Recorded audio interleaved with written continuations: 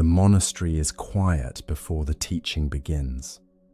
You have traveled some distance to be here, and now, at last, you have arrived.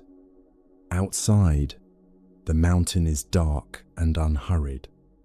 The air carries pine and the faint trace of incense from the shrine room nearby.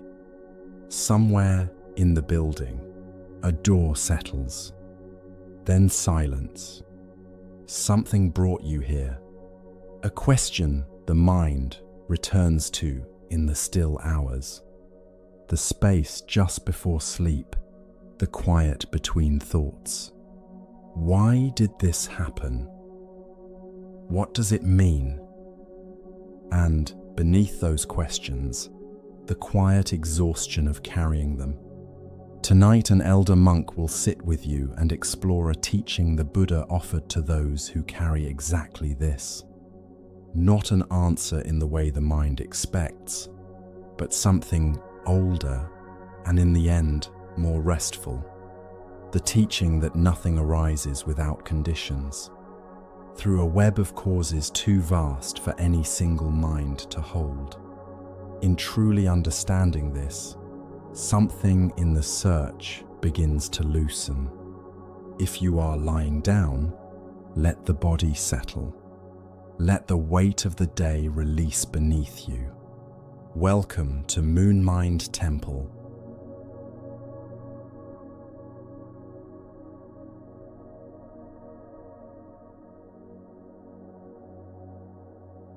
You open your eyes before the bell rings. Dawn is still a rumor outside the window, a faint pale lightning at the edge of the mountains, and the room is cold in the way that monasteries are cold, clean and still and completely honest about it. You pull the thin blanket closer and lie there for a moment, listening. The bell comes eventually, low and resonant, spreading across the buildings and paths and the courtyard garden in the way that sound does in high places, as if the air itself has more room to carry it. You hear footsteps in the corridor outside, the soft brush of robes against stone, the quiet creak of a wooden door somewhere further along the hall. Something in you does not want to move. The tiredness is real, but the real weight is the question, the one that followed you here across the distance and the unfamiliar roads and the mountain path that seemed to have no end. Why did this happen? Why this, and not something else? What did it mean? You have asked this in many different ways, in many different rooms. You have turned it over in your mind the way a person turns a stone in their hand, searching the surface for something that might finally explain it. The stone is always smooth. There is nothing written there. You dress quietly and make your way to the courtyard, where the sky is beginning to separate itself from the mountains in gradations of grey and pale gold.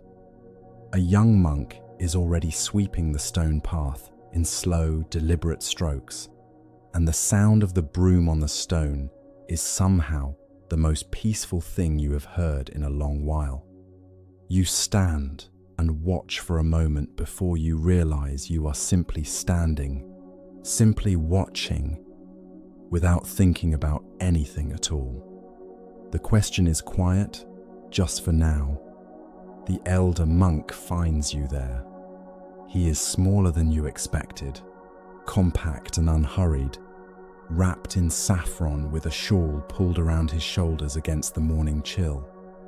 His face carries the quality of someone who has spent a long time paying attention.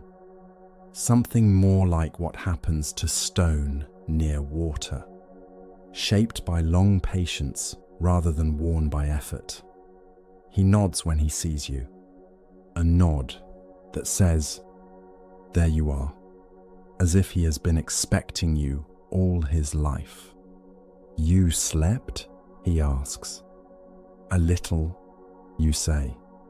He nods again, as if this is the correct answer. Come, we will walk before we sit. The body understands things the mind can only follow.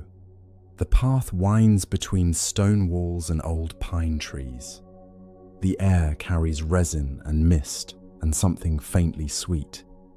Incense drifting from the shrine room, which is already lit inside, its small amber glow visible through the latticed screen.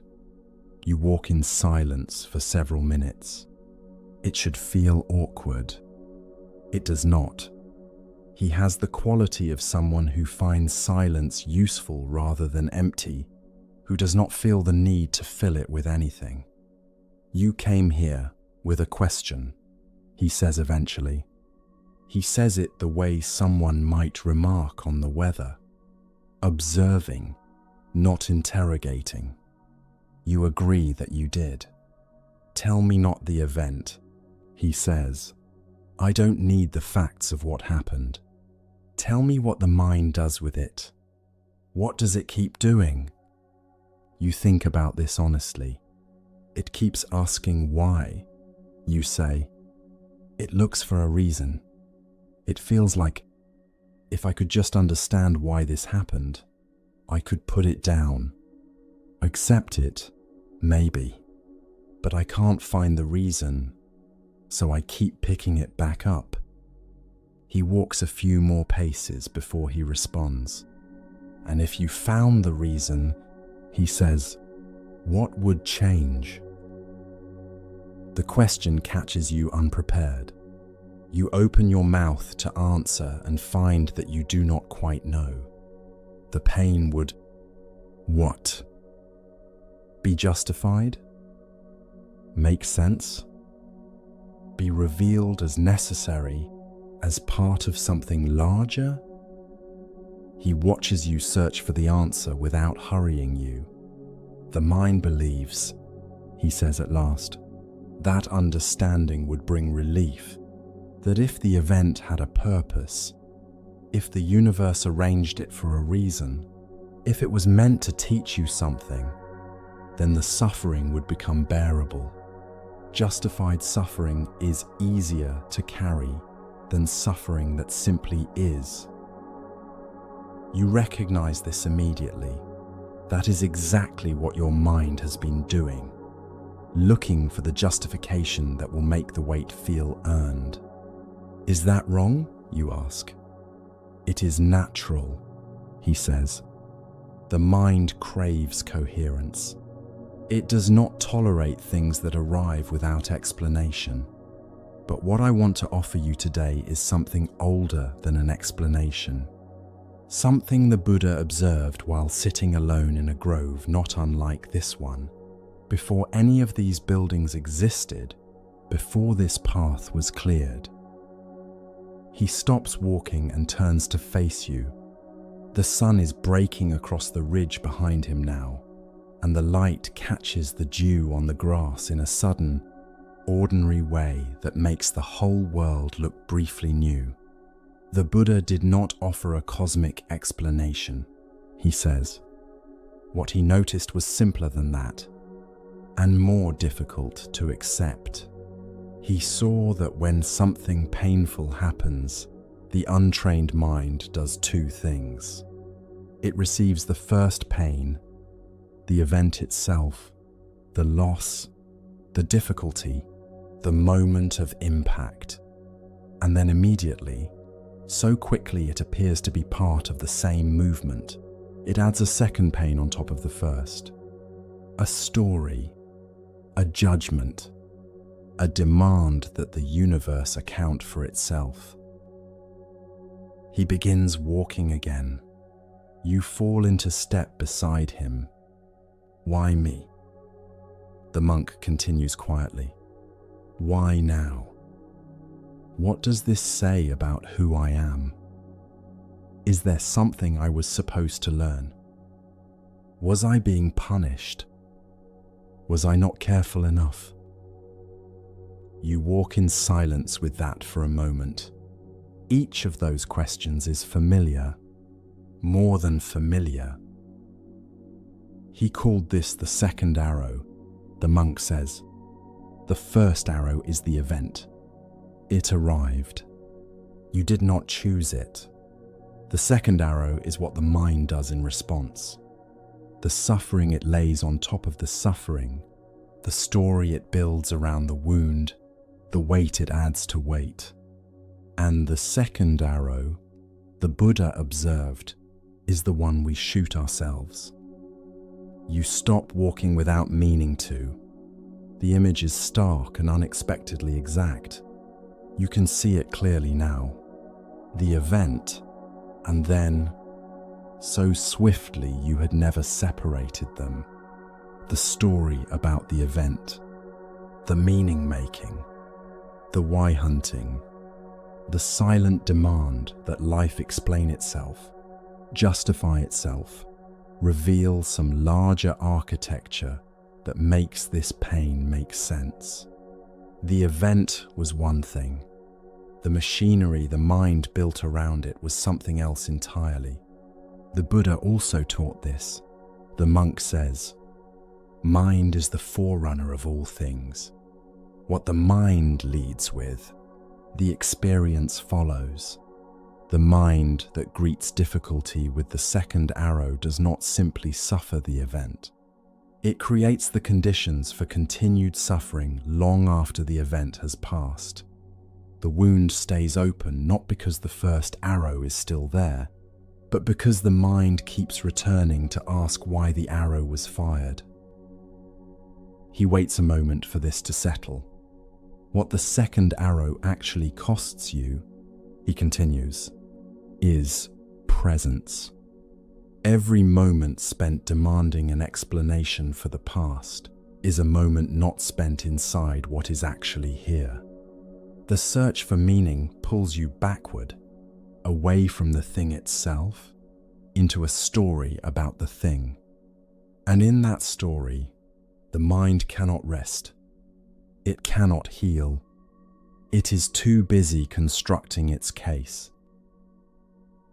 A gust of wind moves through the pine trees at the edge of the path, and the needles shiver all at once, then go still. The silence that follows is complete. Then what do we do, you ask? If the mind just does this automatically, if the second arrow is picked up before you even realize it is happening. For now, he says, you learn to see it. Stopping it comes later and only slowly. The practice for now is simply to notice the moment when pain ends and the story about pain begins. When something that was just an event becomes something the mind insists must have a reason, a lesson. That noticing is the beginning of putting the second arrow down. He leaves you standing there at the bend in the path, the mountains wide and unhurried beyond the monastery walls, the morning light crossing the courtyard in long, slow angles. The question is still there, but something about it has shifted. It feels less like a demand, more like an opening. What if there is no hidden reason it happened? What if the search for that reason has been the second arrow all along? The bell rings a second time, its tone clear and carrying. The monks are gathering for morning practice, their robes moving through the courtyard in unhurried, orderly streams. You watch them for a moment, these people who have made a life out of learning to put the second arrow down, morning after morning after morning. Something in you, very quietly, begins to wonder if that is something you could learn. Later, as you sit in the meditation hall beside the monk while the morning chanting continues in the next room, he returns to the teaching. The hall is spare and beautiful in its sparseness.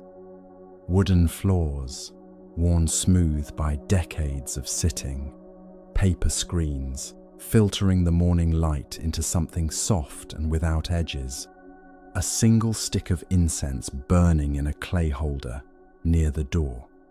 There is a teaching in the ancient texts, the monk says, his voice barely above the level of the chanting. It says, "Mind is the forerunner of all things. What the mind leads with, experience follows." He lets this sit for a moment. Think of the last time something small went wrong. A small inconvenience, a delay, a spilled cup, a misread message. Now think of what the mind did immediately after. You think of mornings when the smallest friction, an alarm that did not go off, a reply that came too late, sent a kind of shadow over everything that followed. The whole day coloured by a moment. The event may have been small, the monk says, but the mind picked up the second arrow so quickly that you never felt the gap between them. The irritation became a story about the day, about your luck, about what this probably meant. And that story created the conditions for the next hour and the hour after that. He rests his hands in his lap and looks toward the screen and the soft filtered light beyond it. This is what the teaching is pointing at, he says. Pain is what it is. Unavoidable, real, part of being alive. The arrow the mind adds to pain is something else. The demand that pain come with an explanation, a lesson it was always meant to deliver. That demand is weight on top of weight, and that weight we do not have to carry. The chanting in the next room rises slightly, then settles into a long, sustained tone that seems to fill the space between the walls and the floor and the ceiling, leaving no room for anything else. For a moment, you are simply inside it. Put the second arrow down, the monk says very quietly. Just that much. Just for tonight.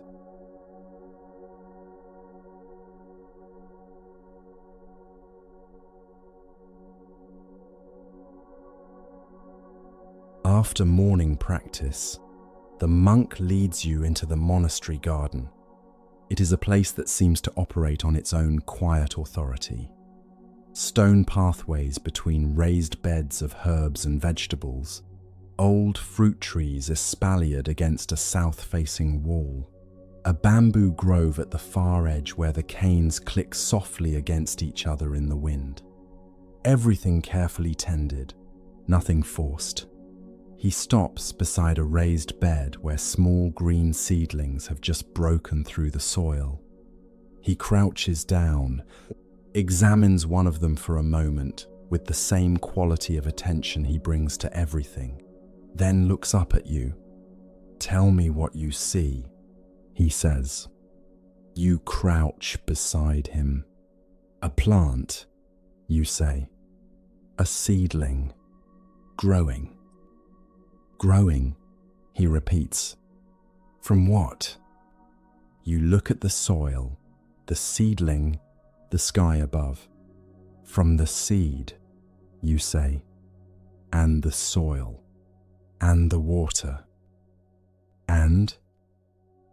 You think for a moment.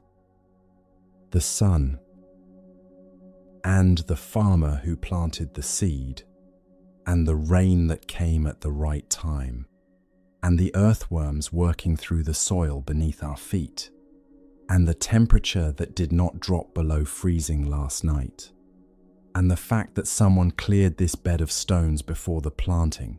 He pauses. "How far back do we go?" You look at the seedling differently now. What seemed like a simple fact, a plant growing, has become something with depth behind it, causes behind the causes, conditions supporting the conditions, all the way back and back until the line disappears into everything that has ever been. The Buddha observed this, the monk says, rising and beginning to walk slowly along the path between the beds. He called it a rising through conditions. The simplest version of the teaching is this: when this is, that is. From the arising of this comes the arising of that. When this is not, that is not.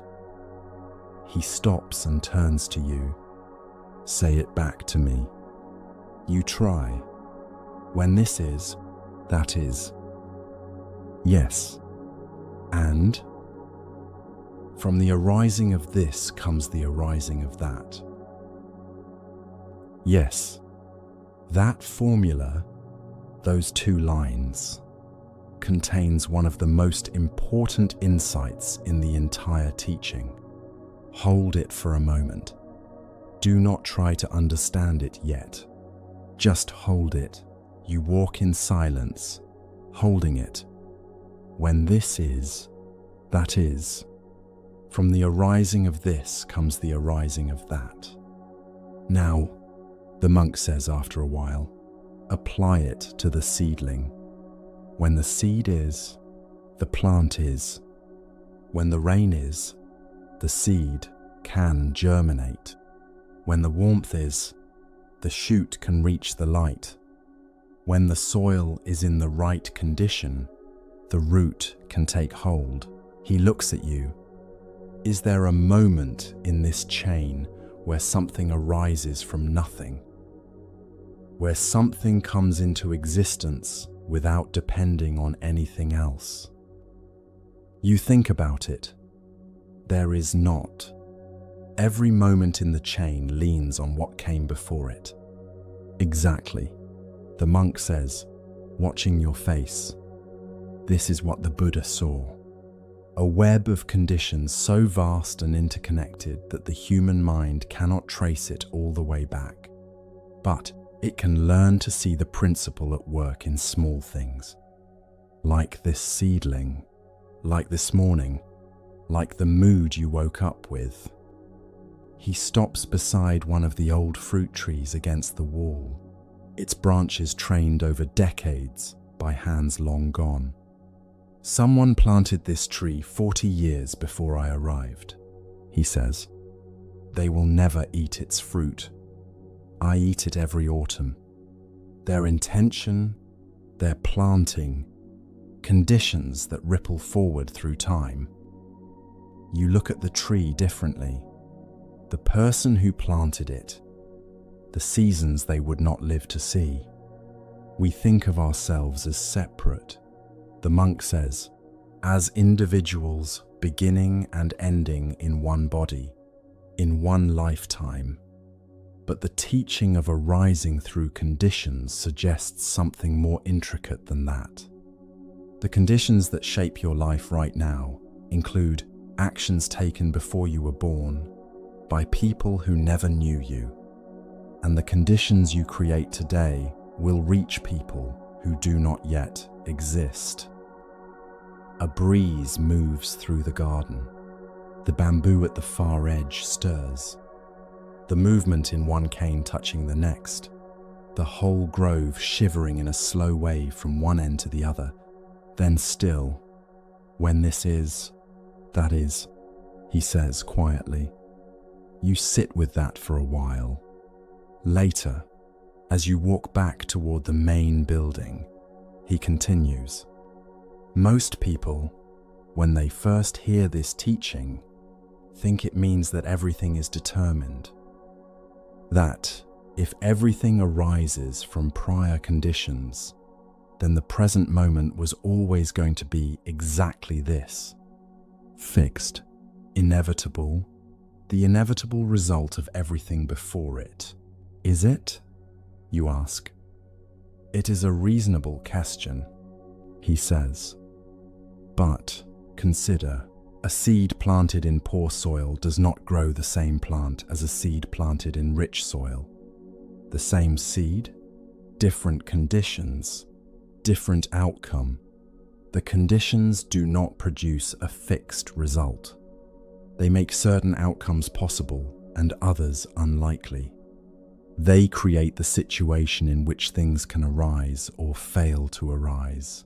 He pauses beside a small composting area at the edge of the garden, kitchen scraps and garden cuttings quietly becoming soil. Intention is also a condition, he says. The mind is not simply a product of conditions. It is also a producer of them. Every intentional action you take creates conditions. Every moment of attention, every response you choose rather than react, every time you pause before speaking, these are conditions you are creating. And conditions you create now will shape what arises next. You stand looking at the compost, scraps becoming soil, loss becoming foundation. So we are not just at the mercy of conditions, you say. We are both shaped by conditions and creating them, the monk says. This is what makes the teaching livable. You did not choose the conditions you were born into. You did not choose the family, the country, the body, the early experiences that shaped the patterns of your mind. But every moment of awareness, every intentional response rather than automatic reaction, this is you participating in the shaping of what comes next. The web is not fixed. You are in it, and you are part of what it becomes. The sun has moved higher now. The garden is fully lit, warm on the stones and the leaves and the backs of your hands. There is one more thing the teaching says. The monk continues. When this is not, that is not. From the cessation of this comes the cessation of that. The teaching works in both directions. If the conditions for suffering are present, suffering arises. If those conditions change, if they are met with awareness, with understanding, with a different response, then what arises changes. Nothing is permanent by nature. Everything that has arisen because of conditions can change when conditions change. He turns to face you fully for the first time since you entered the garden. Whatever you are carrying, he says, arose through conditions. It was not inevitable. It was not deserved. It was not written into the nature of things as a permanent truth about you. It arose because certain causes and conditions came together. And causes and conditions change, he pauses. Which means what has arisen can also cease. The garden holds this thought in its unhurried way. The seedlings grow. The old tree stands. The composting continues at the edge. Everything in motion, nothing fixed. The whole web of arising and ceasing moving in its ancient and patient rhythm. You think of the formula he gave you. When this is, that is. From the arising of this, that arises. When this is not, that is not. It is more than comfort. It is the description of a world in which nothing is permanently broken. Nothing is beyond change. Because nothing, not a single moment of experience, arises outside the web of conditions. And conditions, always and without exception, can change. The monk watches you with something that might be satisfaction. Rest with that for now, he says. The teaching will settle in its own time. Seeds do not explain themselves while they are growing. He turns and walks back along the path toward the monastery. You remain in the garden a little longer, watching the light on the leaves and the slow, imperceptible movement of everything growing, arising, dependent on everything else. Nothing arises without conditions. And in that understanding, quietly, something begins to ease. He has gone inside, but you find that you are not ready to follow. You sit on the low stone wall at the edge of the garden and let the morning work on you. The warmth of the sun on your face, the smell of the turned earth, the small sound of bees moving through the herb beds nearby. The garden does not ever hurry. Nothing in it explains itself. Everything simply continues, arising from what preceded it, offering itself to what will follow. You think about your own life in this new language. The situation that brought you to this monastery, the one that keeps asking why. Try the formula. When this is, that is. What conditions were present? What arose because of what? You start to trace it, and immediately the web becomes more complex than you expected. The situation arose from a decision. That decision arose from a belief. The belief arose from an experience. The experience arose from circumstances you did not choose. The further back you trace, the wider the web spreads. It is strangely settling. The situation is not a verdict. It is not a punishment or a failing or a sign of something permanently wrong. It is an arising, complicated, multiply-caused, the result of a web of conditions stretching back further than any single mind can follow. The monk returns with 2 small cups of tea. He hands you one without comment and sits beside you on the wall. For a few minutes you both look at the garden. You were thinking, he says. About my own life, you say, trying to trace the conditions. And there are too many, you say. I can't find the beginning. There is no beginning, he says simply. That is part of what the teaching is pointing at. The web does not have an edge. The conditions that shaped this morning include actions taken in this monastery 100 years ago, and conditions that shaped those actions reach back further still. And further, he sips his tea. The human mind wants to find the starting point, the original cause, the first domino, but the teaching says there is no such thing. Conditions arise from conditions, all the way back. That should feel overwhelming, you say. But it doesn't. No, he says. For most people, it is the opposite. Because when you see that there is no original cause, no moment at which things could have been fundamentally different if only you had done the one right thing, the self-blame begins to loosen. You could not have started the web differently. You arrived inside a web already in motion. What you can do is pay attention to the conditions you are creating right now, in this moment. With this response, a bee lands on the rim of your cup, investigates the rim, and departs. Neither of you moves. After it has gone, you both drink. Most suffering, the monk continues, comes from treating a condition as if it were a permanent fact. A mood arises and we say, "This is who I am." A relationship ends and we say, "I am someone to whom this happens." A mistake is made and we say, "This is what I always do." He looks at you. Do you hear the difference between a condition and a definition? You think about the way the mind speaks to itself.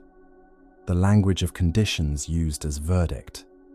A condition is temporary by nature, he says. Everything that has arisen through conditions will cease when conditions change. The mood arose from tiredness, from a particular conversation, from the quality of the light. When those conditions shift, the mood will shift.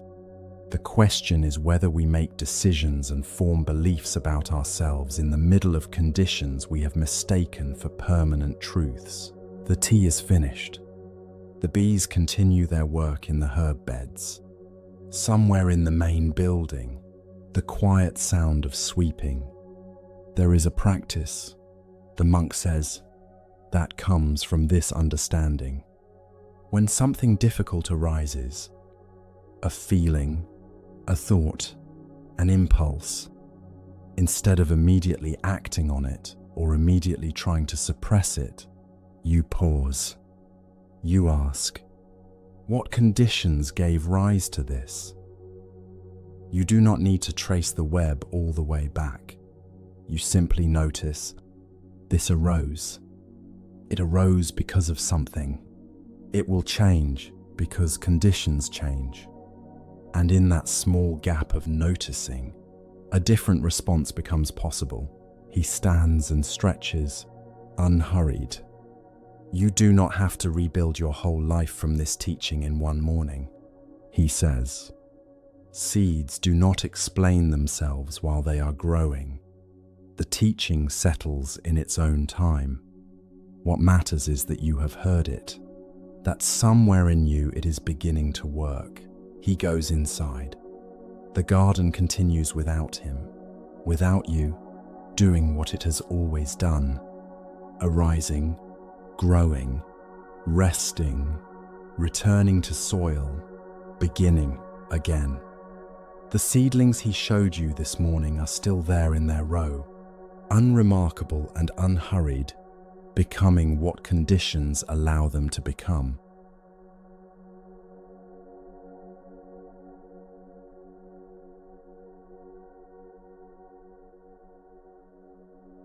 By afternoon, the monastery has settled into its quieter rhythm. The novices are in study. The older monks are resting or at private practice.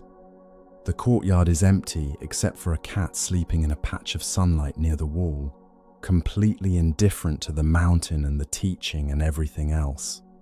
The elder monk has brought you to a small covered veranda at the back of the main building, overlooking a terraced hillside where rows of tea plants descend in careful steps toward the valley below.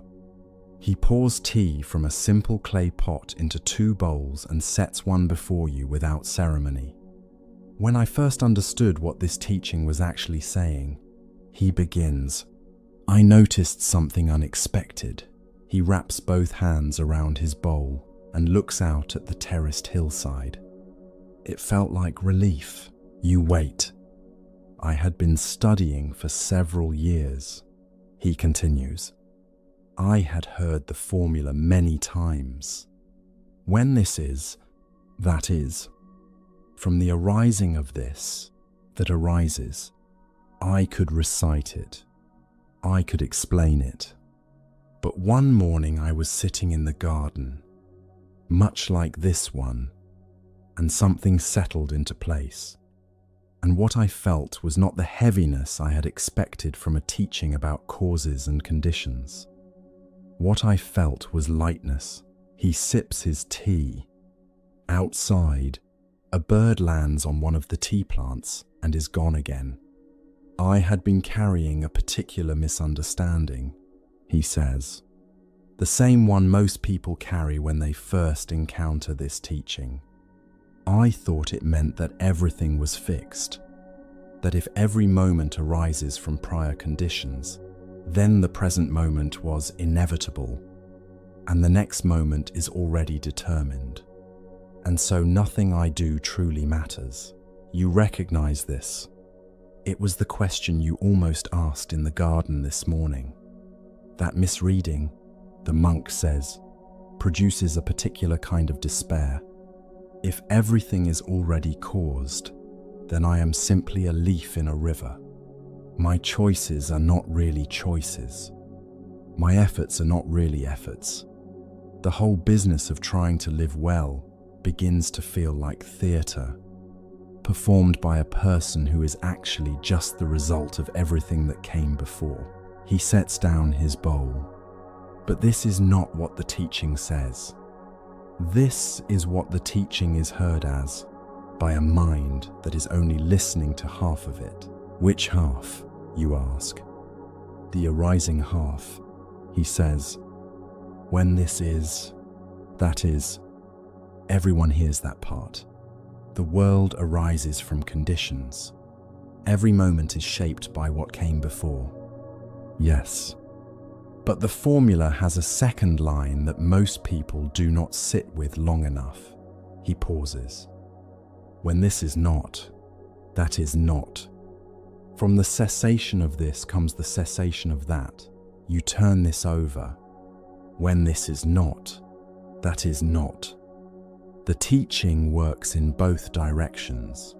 He says, if craving is present, suffering arises from that craving. This is the arising side.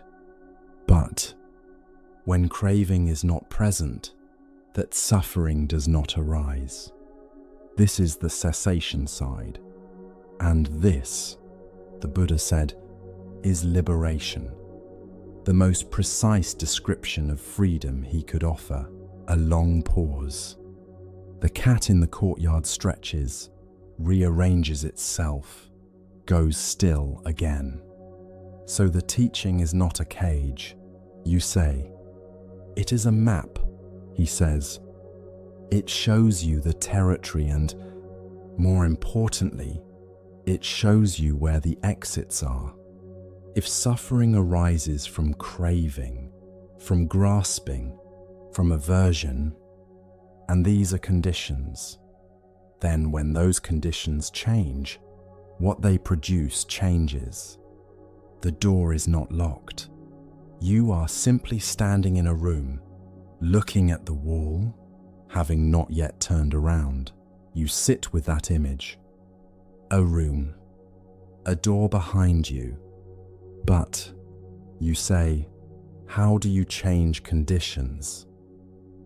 If I am shaped by causes I did not choose, how do I actually change anything? He nods slowly. This is the question he was waiting for. Intention, he says. Intention is also a condition. This is the part that changes everything. When the Buddha said mind is the forerunner of all actions, he was not saying that the mind creates reality through wishful thinking. He was saying something more precise and more useful.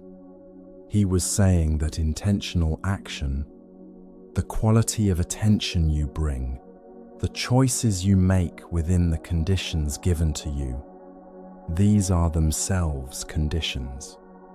They feed back into the web. He picks up his tea bowl again and holds it lightly. Think of the gardener we spoke of this morning. She does not control the rain or the soil she inherited, but her intention, where she plants, what she tends, what she chooses to cultivate, is a condition too. It shapes what the garden becomes. She is part of what the garden is. So we have agency, you say, within the conditions we are given. Within and through them, he says. When you cultivate patience, patience becomes a condition for more patience. When you cultivate awareness, awareness becomes a condition that makes the next moment of awareness more possible. The web is not static. It is continuously shaped by what you bring to it. The light on the hillside has shifted. The tea plants below are lit now from the west, each row casting a thin shadow behind it. The terraces step down to the valley in the way that long patient work sometimes does. Accumulated and real, built over years that no single season could account for. There is something else the teaching dissolves, the monk says. A second fear. Some people hear that nothing arises without conditions and feel a kind of emptiness. If nothing happens for a reason, then nothing matters. If there is no purpose behind events, then life is simply mechanism, And the question underneath is, does any of it mean anything? He looks at you to see if this is familiar. It is. This is also a misreading, he says. The teaching does not say nothing matters. It says the meaning you seek is not hidden behind events as cosmic purpose. The kind of meaning you were looking for, assigned, waiting to be decoded, is not where you thought it was. He stands and moves to the edge of the veranda, looking out at the valley. The meaning in this teaching, he says, is that your actions have real consequences. Your intentions create real conditions. Your attention shapes what arises in the minds of people around you. The love you offer genuinely conditions what those people are able to offer in turn. It is more meaningful than any cosmic plan because it is actual and present. You are genuinely doing it right now. With every single moment, he turns back to you. The teaching does not give you a reason why. It gives you something more reliable than a reason. It gives you the mechanics of how suffering arises, how it ceases, how intention threads through the web, how the next moment is shaped by this one. You look at your own hands resting in your lap. Conditions, intentions, the web in motion right now, in this room, in this body, in this breath. Right now, the monk says quietly, conditions are arising that are shaping how you receive this teaching. The quality of your attention is a condition. The tiredness or rest in your body is a condition. The openness or resistance in your mind is a condition. You are not a passive listener. You are part of what this moment is becoming. The thought settles slowly, the way the evening light settles on the valley. Not all at once, but gradually, changing everything by degrees. What conditions, the monk asks, are shaping how you are listening right now? You notice the breath, the slight easing in the chest that has been building since this morning. The question that came here with you, still present, but sitting differently now, less like a demand, more like something you can set down and pick up again by choice. Something is different, you say. Yes, he says. That difference is itself a condition, and it will shape what arises next. He refills your tea bowl without asking. The warmth of it spreads through your hands and up into your arms, and for a moment you are simply there. The veranda, the valley, the late afternoon light, the tea, the teaching settling into the body the way warmth does. As something felt, settling into the body the way warmth does. Rest here for a while, the monk says. The teaching is always in motion. You do not need to resolve it today. Something in you is already working with it.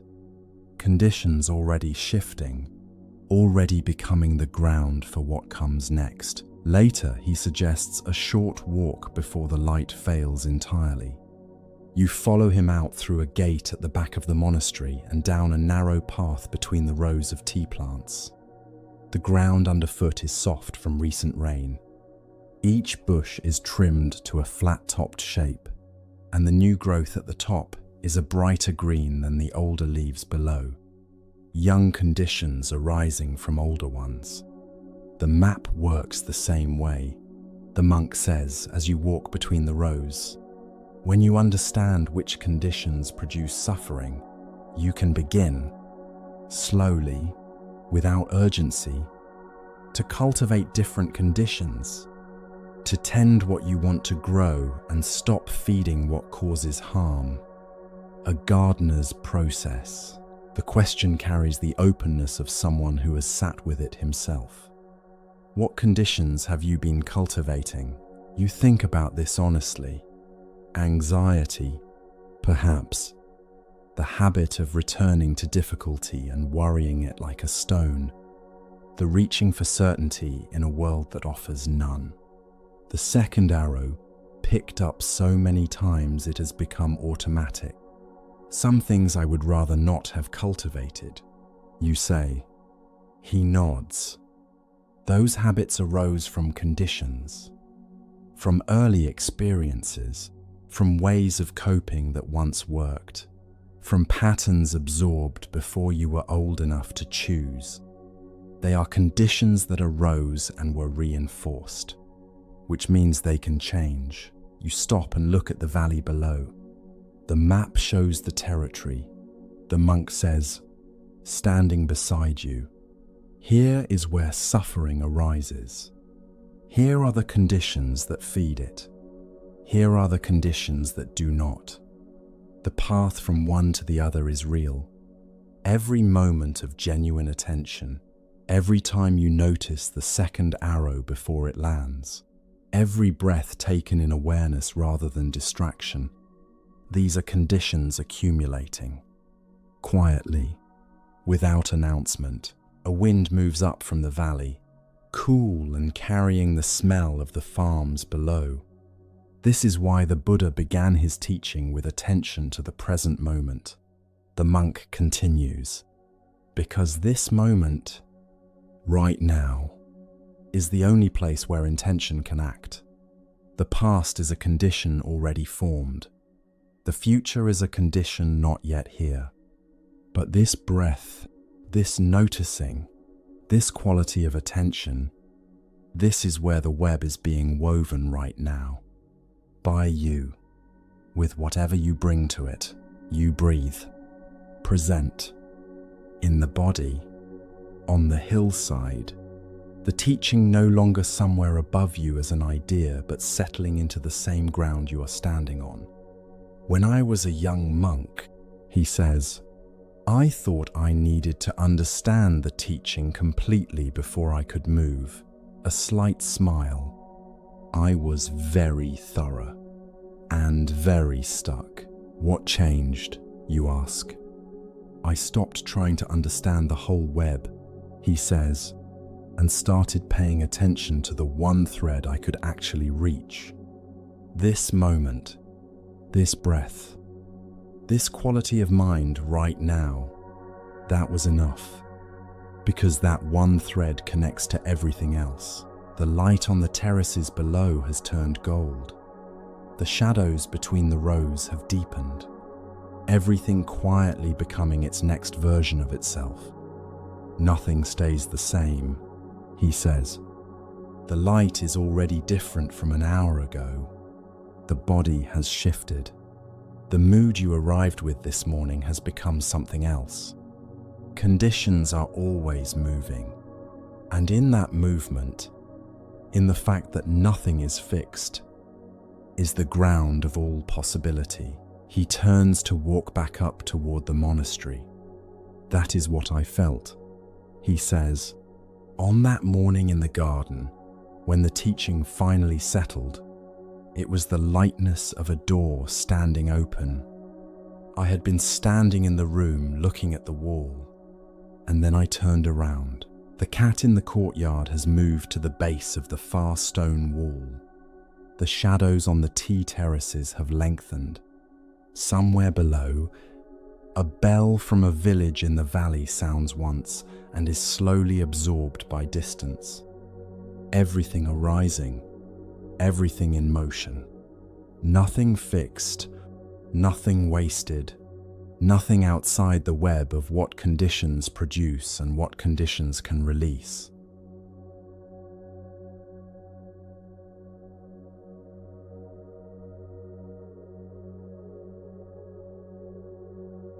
Evening comes early to the monastery. By the time the last light has left the mountains, the building has quieted into its final rhythm of the day. Soft footsteps in corridors, the distant sound of evening chanting from the shrine room, the smell of incense and wood smoke moving through the cold air. The monk finds you in the small room where you have been sitting since returning from the hillside. He settles onto a cushion across from you and says nothing for a while. The candle on the low table between you shifts and straightens in some current of air neither of you can feel. Then he says, "Before we continue, I want to ask you something. Sit with it before you answer." He pauses. What happens in the moment before a thought arises? You turn your attention inward, back toward the place where thoughts seem to come from. But the mind, watched directly, produces another thought about watching. You try again. The same thing happens. "I can't see it," you say. The thought is already there by the time I notice it. He nods as if this is exactly the right answer. Yes, the arising is faster than the noticing. By the time the mind sees the thought has already arrived. And yet, something produced it. Conditions produced it. And those conditions arose and were present for a moment and then changed. And when they changed, that particular thought could no longer arise. He looks at you steadily. Everything that arises passes. Without exception, the candle between you dips and recovers. This is the first of 3 things the Buddha said are true of everything that exists, the monk says. Everything the Buddha said. Every thought, every mood, every sensation, every relationship, every version of yourself that you have ever been. All of it arises through conditions, and all of it passes when conditions change. You sit with that for a moment. Outside, the evening chanting has risen slightly, then settled. The second thing, he continues, is this. What we cling to tends to disappoint. The thing itself may be beautiful and real, but it cannot remain what it was. The conditions that produced it are changing even as you hold it. The relationship you loved was a living process, always in motion. The version of yourself you were most comfortable with was a pattern arising from certain conditions of age, circumstance, health, habit. When those conditions shifted, that version of you could no longer be exactly what it was. He pauses. The candle casts a small circle of warmth. Beyond it, the room is dark. We suffer most, he says, when we have decided that what is changing must not change. When we have taken something temporary and treated it as permanent. When we have asked a condition to become a guarantee. This lands with a particular weight. You think of the things you have held most tightly. The ones whose loss still aches.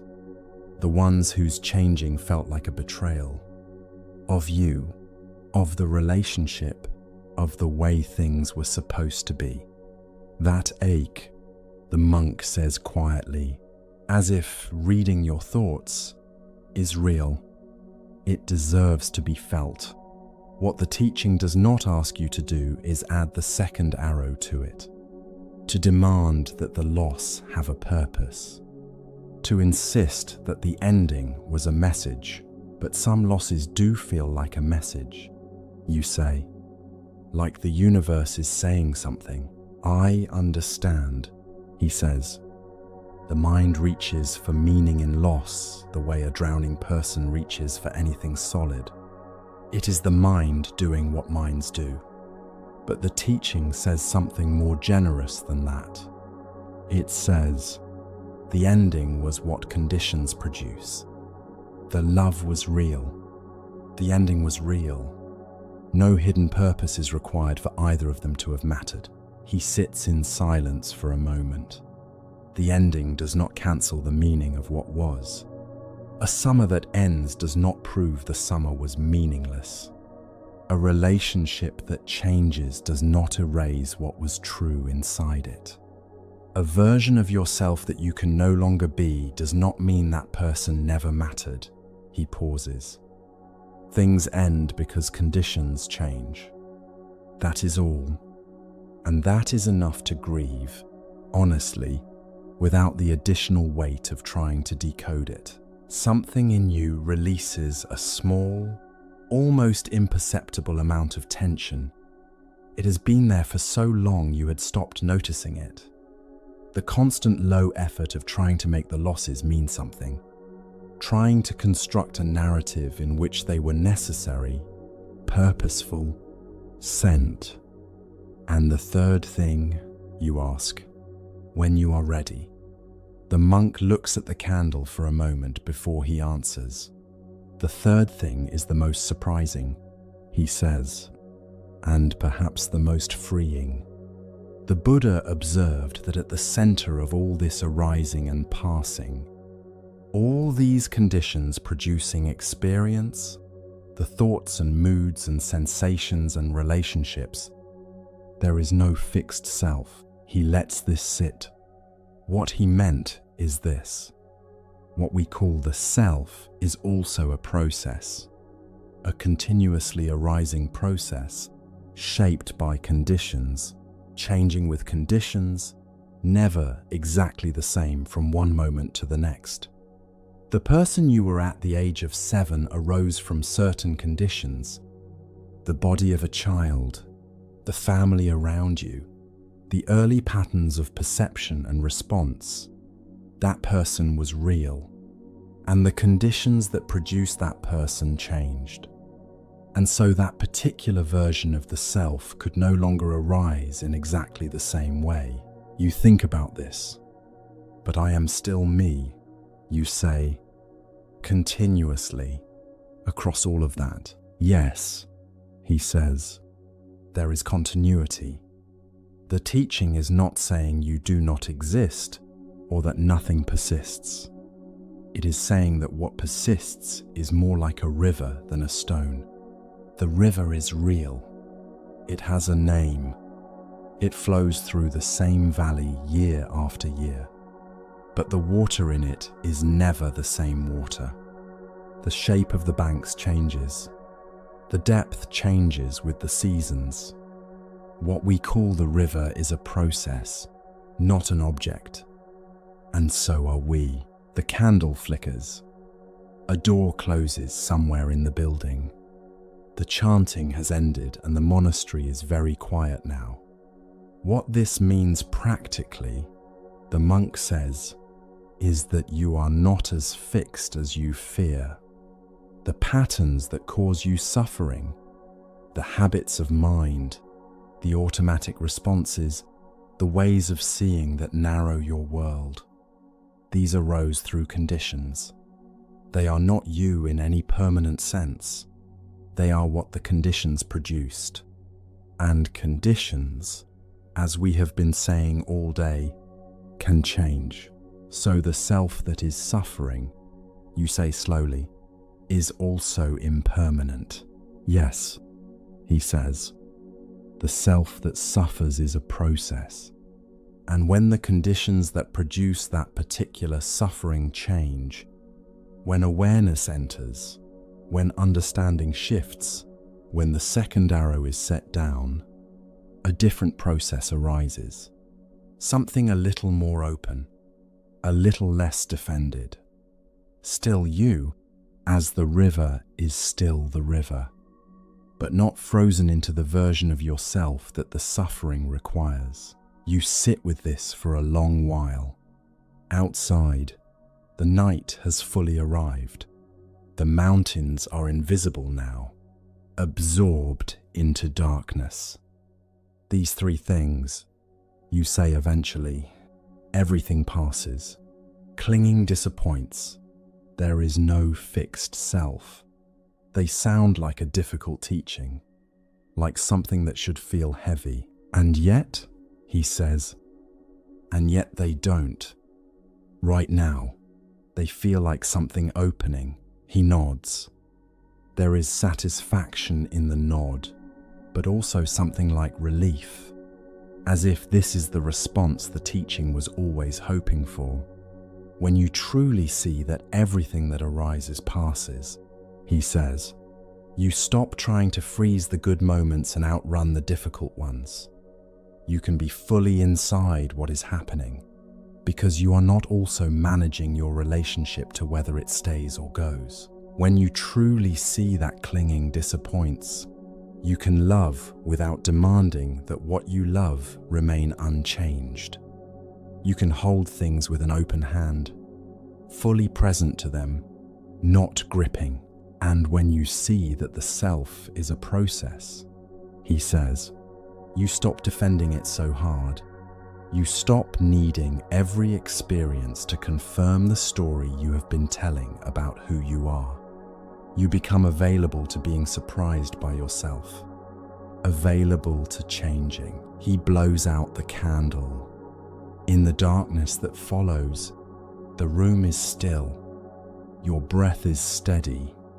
The question he asked at the beginning, what happens in the moment before a thought arises, is still there somewhere in the back of your awareness, working at something you cannot quite name. Sleep well, the monk says. Tomorrow we will look at the mind itself more closely. Tonight, let what you have heard settle in its own time. He rises and is gone, leaving you alone in the dark with the smell of the extinguished candle and the wide, unhurried fact of everything passing, including this moment, including the quiet, including whatever version of yourself you brought here today.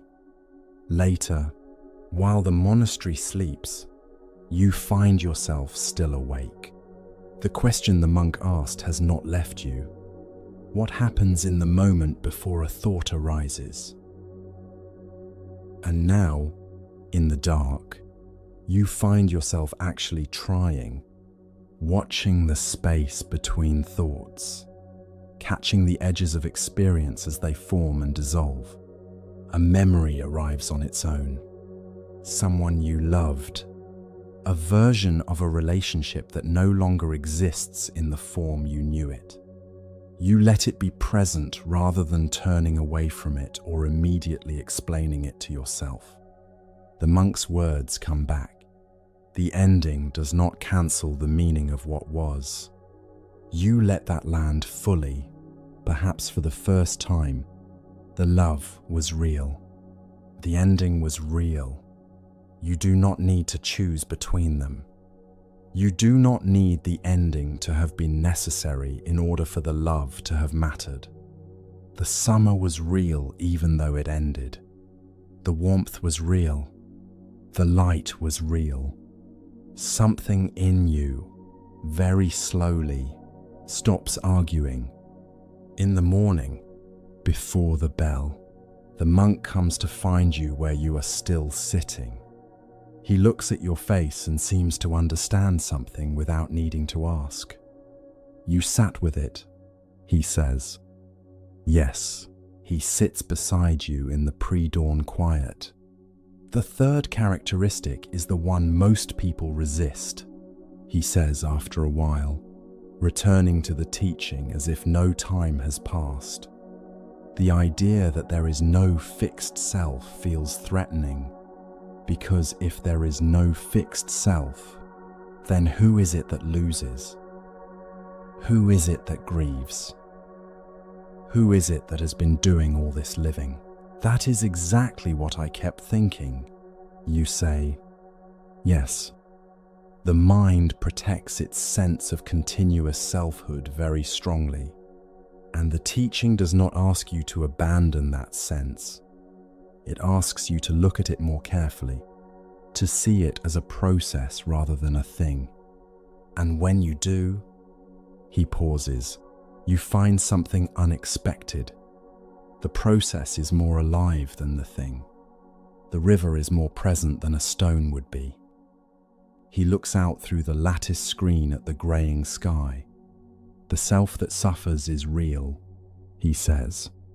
The pain is real. The grief is real. The teaching does not ask you to pretend otherwise. It simply shows you that the self who suffers is not permanent and unchangeable. It is a process in motion, a process that has arrived at a particular configuration under particular conditions.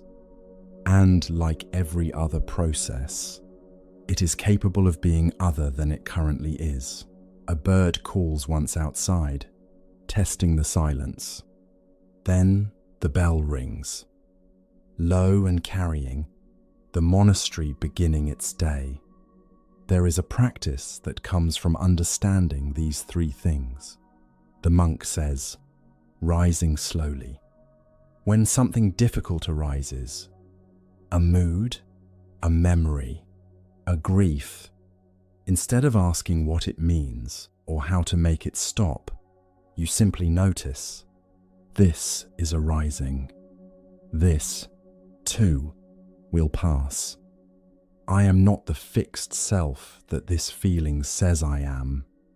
These three recognitions do not dissolve the difficulty, but they create space around it. He pauses at the door. Space, he says quietly, is where something genuinely new can arise. All of it arising, all of it real, all of it passing, nothing frozen, nothing wasted, nothing required to be other than it is.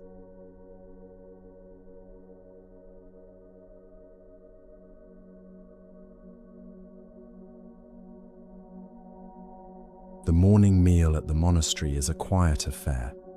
Simple food, taken in silence. Each person present to what is in front of them. Afterwards, while the other monks disperse to their duties, the elder monk leads you to a small room lined with low shelves of worn books and scrolls. Morning light comes through a single east-facing window and falls across the floor in a clean, pale rectangle. He takes down a small volume from the nearest shelf, opens it without hesitation to a particular page, and reads aloud. Mind is the forerunner of all actions. All deeds are led by mind, created by mind. If one speaks or acts with a corrupted mind, suffering follows as the wheel follows the hoof of an ox. He closes the book and sets it down. That is the very first verse of an ancient collection of teachings called the Ambapālī, he says. The Buddha is recorded to have said this more than 2,500 years ago. And this morning I want to sit with you and ask, what does it actually mean? You look at the closed book. The verse is stark. Suffering follows as the wheel follows the hoof of an ox. An image of inevitability, of something being pulled along behind an action, whether the actor wants it to or not. The verse sounds like a warning, you say. It is sometimes read that way, the monk says, and there is a second verse that follows it, which offers the other side. If one speaks or acts with a clear mind, a mind of understanding and goodwill, happiness follows like a shadow that never departs. The teaching works both ways, as we have seen it always does. He sits down on a cushion near the window and gestures for you to do the same. But I want to be careful here, he says, because there is a version of this teaching that gets passed around in certain circles, and it is not quite what the Buddha meant. You may have heard it. The idea that your thoughts create your reality, that if you think positively, positive things happen, that if you hold a clear intention, the universe will arrange itself accordingly. I have heard it, you say. And does it feel true to you? You think about this honestly. Sometimes, you say, and sometimes it feels like a way of blaming people for their circumstances. Yes, he says, That is exactly the problem with that reading. It takes something true, that the mind is a powerful condition, and inflates it into something false, that the mind is the only condition, or the decisive condition, or the condition that overrides all others. The teaching says something different. He looks out at the morning light crossing the floor. What the teaching says is more humble and more honest. The mind is a condition. Intention is a condition, a powerful one, and one that is more accessible to you than most other conditions in your life. But it operates within a web of other conditions. Your body, your history, the circumstances around you, the choices of other people, the vast impersonal workings of the world. You do not create reality. You participate in the shaping of what arises from within a web you did not design and cannot fully see. He pauses. That is actually more useful than the inflated version, because it is true. How so, you ask? Because if the inflated version were true, he says, then failure would always mean a failure of mind. Every difficulty in your life would be evidence that you thought the wrong thoughts, held the wrong intentions. This produces a particular kind of self-cruelty that has nothing to do with the teaching. He folds his hands in his lap. The Buddha's teaching is this: when the mind is corrupted, meaning contracted, aversive, grasping, driven by craving or fear, it acts in ways that create suffering.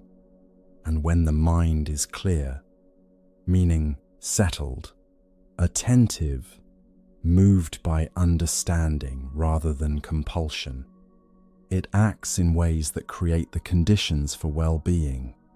The difference is practical. A contracted mind sees threats where a settled mind sees possibility. The world itself has not changed.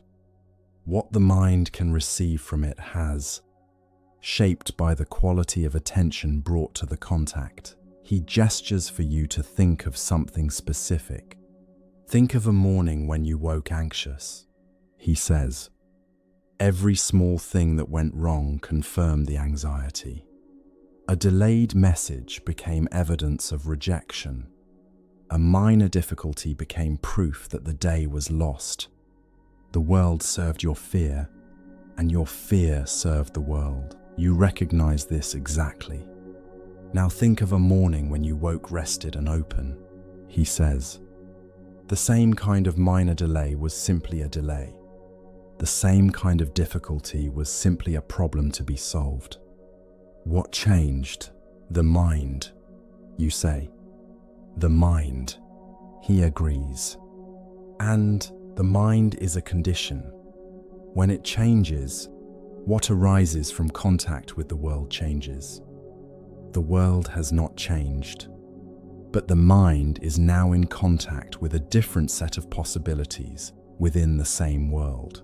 He rises and moves slowly around the small room, as if what he is about to say requires a little more space than sitting still can offer.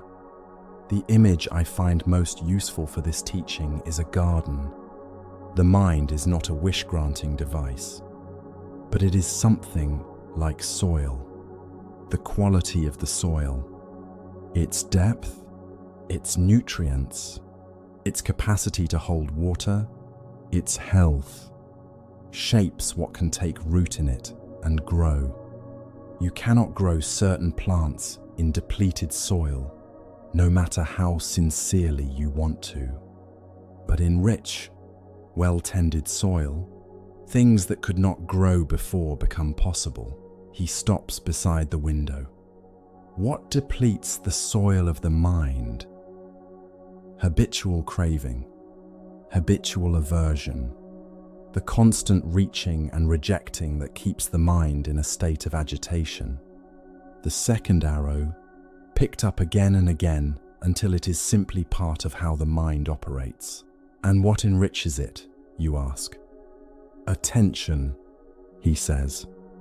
Honest attention to what is actually present, without the overlay of judgment or demand. Intention that arises from understanding rather than fear. The practice of returning, again and again, to what is here rather than to the story the mind constructs about what is here. And over time, this is the key thing, over time, these qualities change the very structure of what the mind brings to each new moment. You look at your own hands for a moment. The same hands that picked up the second arrow so many times. The same hands that could, apparently, learn to set it down. There is a teaching, the monk continues, returning to his cushion, which says that intention is karma. We will come to what karma actually means shortly, but karma in the sense of the intentional quality of what you do shapes the conditions of what arises next. When you act from generosity, generosity becomes a stronger condition in your mind and in the minds of those around you. When you act from fear, fear becomes a stronger condition. The universe keeps no ledger. The mind is soil, and what you plant in it regularly is what grows. He pauses. This is the teaching underneath the teaching of the wheel following the hoof. The suffering that follows a corrupted mind is the natural arising of what was planted. The wheel follows the hoof, not because something external decides to make it follow, but because the wheel is attached to the hoof. The connection is internal, specific, lawful. The morning light has shifted now, the pale rectangle moving slowly across the floor toward the far wall. You watch it for a moment. So the mind matters, you say. Profoundly, he says, and not in a way that should produce anxiety. Notice something. The teaching does not say the mind must be perfect. It says that a clear mind, even a partially clear mind, a mind that is learning to notice rather than a mind that has already attained some ideal, creates conditions for less suffering. Even a single moment of genuine attention is a condition. It changes something, in a small and real way. In what follows, he looks at you carefully. You have been attending carefully today, and yesterday, and in the hours of the night when you sat with the teaching instead of setting it aside. These moments of attention are conditions. They are accumulating in the soil of the mind, whether you can see their effects yet or not. You sit with this. The monk says nothing more for a while, which allows the teaching to settle rather than adding more words to it. The mind is a condition, he says eventually. Intention is a condition. What you bring to this moment is a condition for what arises in the next one. Specifically and really, he pauses. I am going to leave you with a question, he says, and I want you to hold it, not solve it. He waits a moment. Most people have heard of karma, and most people understand it as something like a cosmic accounting system. Good actions earn good returns, bad actions earn punishment, and somewhere behind the apparent randomness of life, accounts are being settled. If that understanding is not quite what the Buddha meant, if karma is something more specific, more honest, and more dignified than that, what might it actually be? He leaves you with the question in the quiet room, the light still moving slowly across the floor, the garden of the mind turning over in silence, growing what it has been given, becoming what conditions allow it to become. He goes to make tea, and while he is gone, you sit with the garden image. You think about what has been planted in the soil of your own mind over the years, mostly without choosing. The habit of scanning for what might go wrong. The reflex of self-criticism so practiced it runs on its own. This too is soil. This too is what grew from conditions.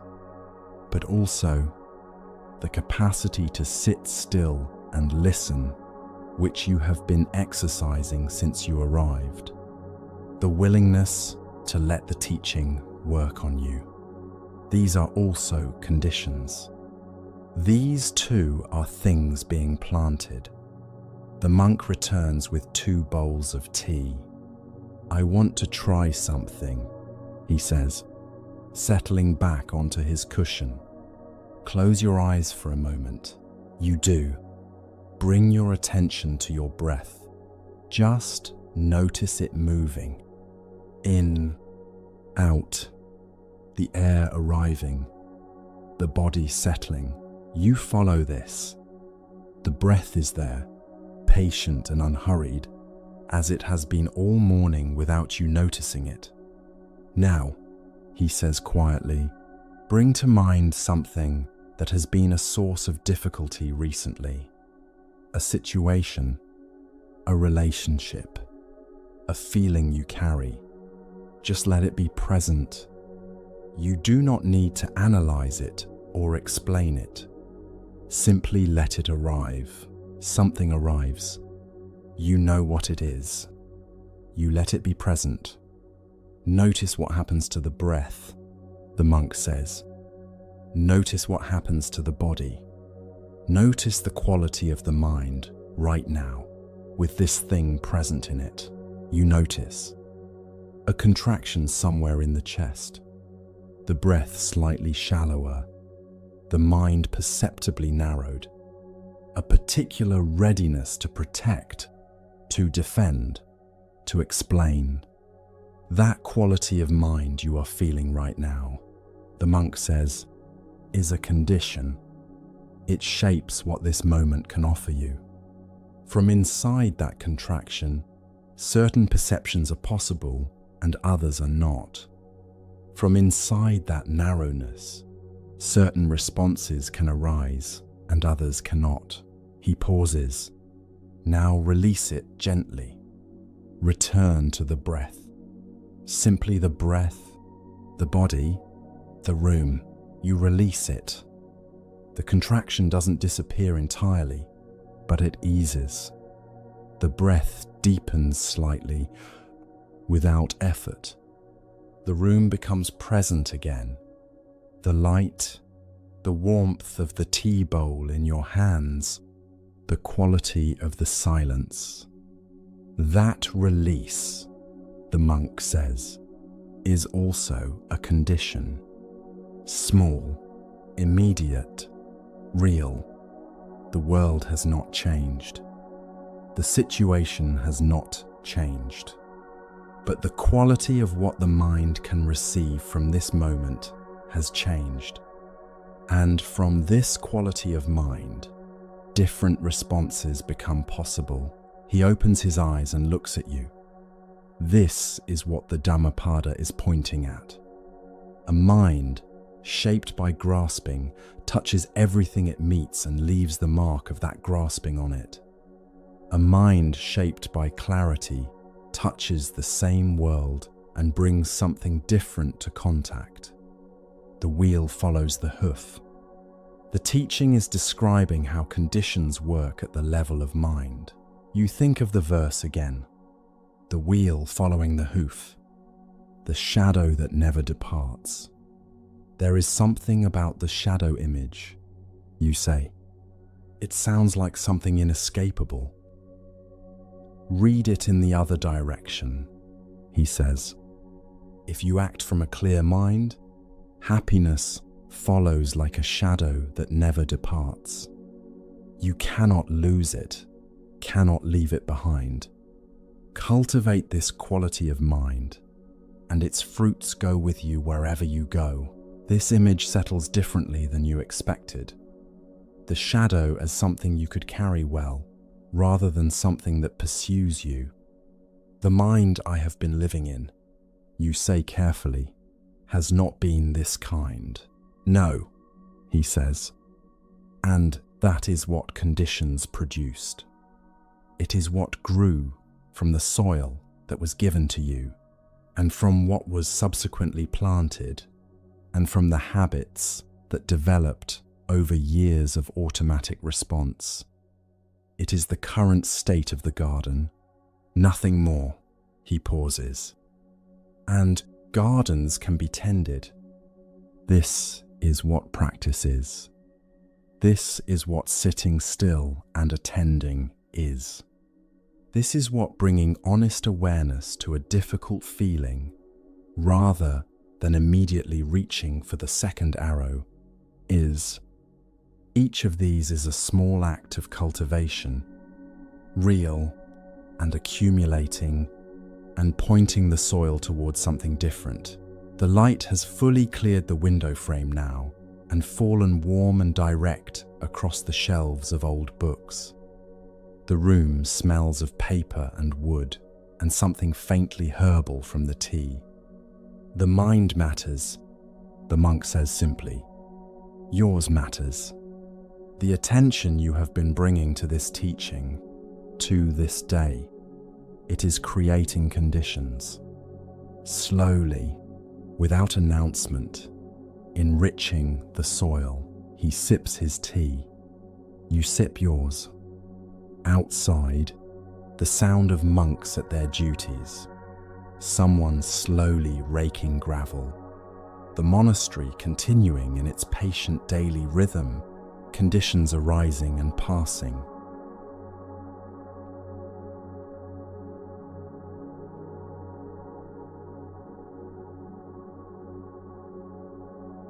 The morning light has moved. It no longer falls across the floor in long parallel strips, but has climbed the far wall of the book room, sitting now in a warm square above the shelves where the older texts are kept, their spines faded, their pages carrying the scent of cedar and dust. You have been sitting with the monk's question since he left, turning it the way you might turn a stone that catches the light differently depending on the angle. If karma is something other than cosmic accounting, what might it actually be? The door opens. The monk enters with the ease of a man who has walked through that doorway 10,000 times, carrying 2 small cups of tea, the steam rising in thin threads that drift and dissolve before reaching the ceiling. He sets 1 cup in front of you without ceremony and lowers himself into the wooden chair across from yours. I left you with a question, he says. You nod. Good, he says. Questions are more valuable than answers when you are first approaching something true. Answers close the mind. Questions open it. He wraps his hands around his cup, looks down at the surface of the tea for a moment, and then looks back at you. Let me tell you a story, he says. A simple story, old and traditional, passed down in many forms across many lands. You may have heard a version of it. You settle back. There was a farmer, he begins, who lived at the edge of a village. He had 1 horse, a field, a son, and very little else. The horse was everything to him. His livelihood, his transport, the muscle that turned his soil each season. The monk's voice is unhurried. Outside the window, the sound of wind moving through pine branches arrives and then fades. One morning, he continues, the farmer woke to find the gate of the paddock open and the horse gone. His neighbors came when they heard, and they gathered around the empty paddock shaking their heads. What terrible luck, they said, the worst luck. You must be devastated. The farmer looked at the empty paddock for a long moment. Then he said, maybe. The monk pauses and lifts his cup. 3 days later, he says, the horse returned, and it did not return alone. It came back leading a small herd of wild horses, 7 of them, strong and young, running through the open gate and into the paddock. The neighbors came again, their faces bright now. "What extraordinary luck," they said. "You must be overjoyed." The farmer looked at the 7 horses. He said, "Maybe you are listening now the way you rarely listen, with your whole body, the tea warming your hands through the cup. There is something about a story heard in stillness that reaches places explanation cannot find. The mind, tired from its long day of managing and deciding, lowers its guard. It stops looking for the point and simply follows." The following week, the monk continues, the farmer's son was trying to break in one of the wild horses. The horse threw him, and the son's leg snapped in 2 places. The neighbors returned, their voices low and sorrowful. "What terrible luck," they said again. "After such fortune, to have this happen." The farmer looked at his son lying on the ground. "Maybe," he said. The following month, the monk says, soldiers came through the village conscripting young men for a war that few of them would survive. They passed over the farmer's son because his leg was broken and he could not march. Every young man in the village was taken. The son alone remained. The monk sets down his cup. "The neighbors did not come this time," he says quietly. "They were grieving their own sons." But you can imagine what the farmer might have said, had anyone thought to ask. You turn the story over in your mind. The horse, the horses, the leg, the soldiers. Each time the neighbors were certain. Each time the farmer said, "Maybe."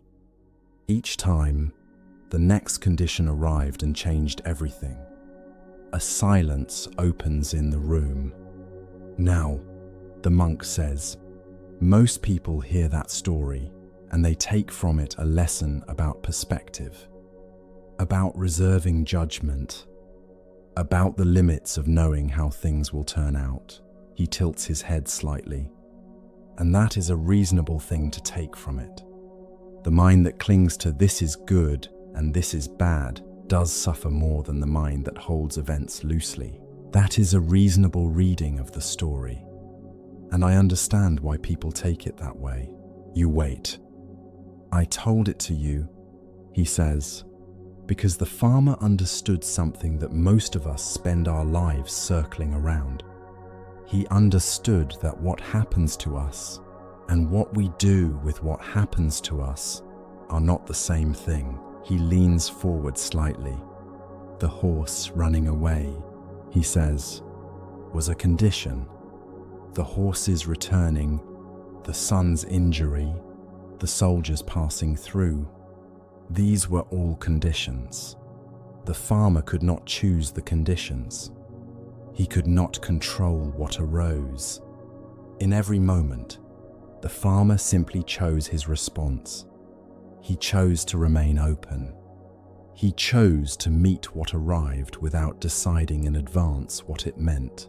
That choice, the monk says, is what the Buddha called karma. He lets that land. In the language the Buddha taught in, he says, the word is karma. In Sanskrit, it becomes karma, and in most of the world, that word has been translated into something that would have bewildered the Buddha entirely. He gives a small smile. Something like a divine ledger, in which your good deeds earn you blessings and your bad deeds earn you punishments, administered by the universe itself. You find yourself almost smiling with him. The Buddha was very clear. The monk says, his voice returning to its steady register, about what karma actually is. He said it plainly in the Anguttara Nikaya. the collection of his teachings arranged by number. He said, "Intention, I tell you, is karma. Intending, one does karma by way of body, speech, and mind." The monk repeats it slowly. Intention, he says, is karma.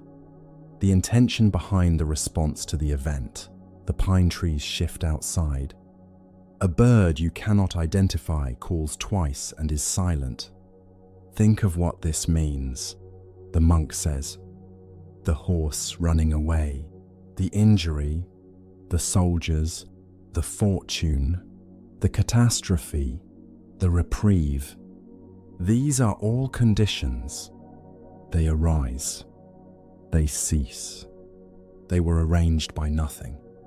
They are simply the way conditions flow, one giving rise to the next, in the long chain of dependent arising that you and I have been sitting with these past hours. He looks at you directly.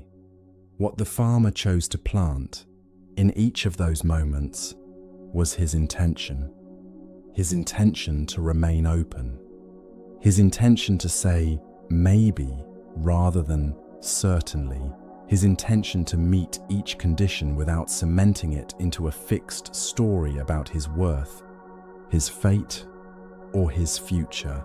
That planting, the monk says quietly, is karma. That is what carries forward.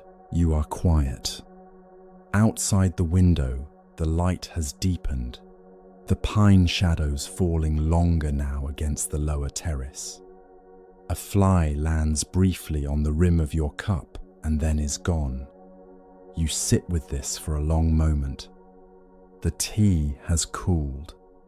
You drink the last of it and find it has taken on a slightly different quality now, something earthier, less bright than when it was hot, but still good, still worth drinking. Most of us, the monk says, have spent years carrying a version of karma that functions as guilt, as weight. We look back at things we have done or failed to do, and we believe the universe is now balancing the ledger against us. We feel we deserve the difficulty we are experiencing, or we feel that if we could just accumulate enough good deeds, the cosmic accounting would eventually swing in our favor. He is quiet for a moment. The Buddha was teaching agency. He says simply, "You feel something in you shift." He was saying, in this moment, right now, there is an intention forming. And that intention, whatever the conditions that surround it, whatever has come before, whatever is pressing in from outside, that intention is yours. It is the one thing in the whole stream of arising that is shaped by something you might call a self, even though, as we have discussed, that self is also a process, a river, a flowing thing. He stands slowly and walks to the window. Below, you can see the lower terrace, the stones, the edge of the garden. A monk you do not know is moving along the path below with a broom, sweeping in long, steady strokes, unhurried. When that monk sweeps, your monk says without turning, there is an intention behind it. Perhaps he sweeps because it is his duty. Perhaps he sweeps because his mind is restless and the rhythm calms it.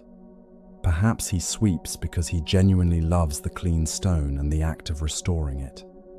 Perhaps all three at once. He pauses. Each of those intentions, though the physical act looks identical, conditions something different in him and in the world he moves through. The monk who sweeps with resentment has chosen one karma. The monk who sweeps with care has chosen another. The floor looks the same to anyone walking across it. The difference lives only in what was planted, in what will continue growing in the quiet interior of the man holding the broom. He turns back to face you. The kama is the intention that sweeps. You look at your own hands in your lap. There is something else worth knowing, the monk says, settling again into his chair. The Buddha did not say that karma was the only force shaping what happens to you. He was quite specific about this. He listed what he called the niyamas, the orders of conditionality, and karma was only one of 5. He counts on his fingers. Physical conditions, such as weather, geography, the body's own biology. Biological conditions, such as the growth of seeds and the aging of organisms. Psychological conditions, such as the habits of the mind. Social conditions, such as the pressure of families and cultures. And moral conditions, the ripening of intentions through action. Karma belongs to that last category alone.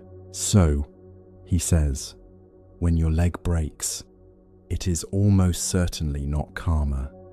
When soldiers come through the village, that is not karma arranging the world around you. These things are physical, biological, social conditions, arising from their own streams of cause and effect, indifferent, vast, entirely outside the moral sphere. Karma, he says simply, is what you intend to do about it. The light in the room has shifted again. It is moving toward the golden hour now, that quality of afternoon light that seems to thicken as it falls, amber where it touches the shelves, the cups, the dust in the air. You came here carrying something, the monk says, and his voice is gentler now. I do not know exactly what.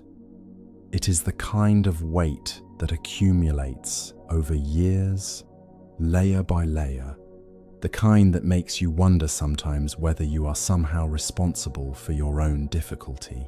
He holds your gaze. The question the Buddha asks is, what are you intending, right now, in this moment, in response to what has arisen? Something in your chest loosens very slightly. The loosening is small.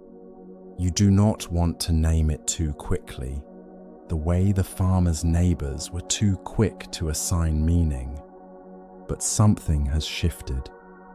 A small opening where there was pressure before. The farmer, the monk says, did not earn the wild horses. He did not earn the son's broken leg. He did not earn the soldier's indifference. He was simply present, within conditions he could not control, planting intentions he could. A pause. That is the whole of it, he says. That is karma. The rest is commentary.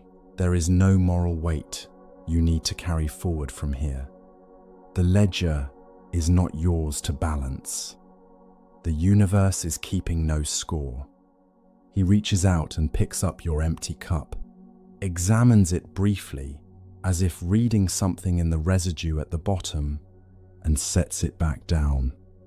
Later tonight, he says, when you are lying in the dark and your mind returns, as it will, to the things that trouble you, notice the intention that forms in response.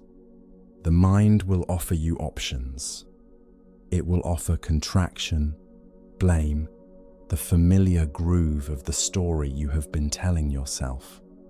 It will also offer, more quietly, openness. The farmer's maybe, that quiet offering, he says, is always there.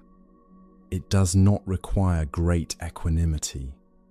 It only requires that you notice, even briefly, that you have the capacity to choose your intention.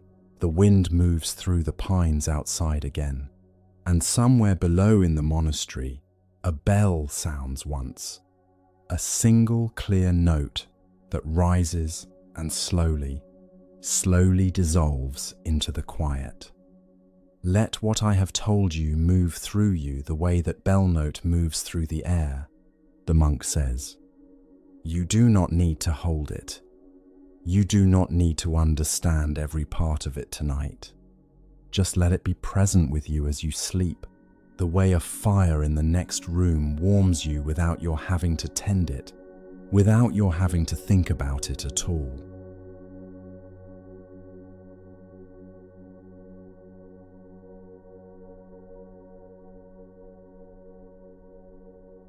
Place your attention gently on your chest, only to notice what is there, without changing it, without fixing it, without needing it to be other than it is. There may be something there that has been present for a long time, a kind of weight or a particular tightness, something familiar enough that you have stopped naming it.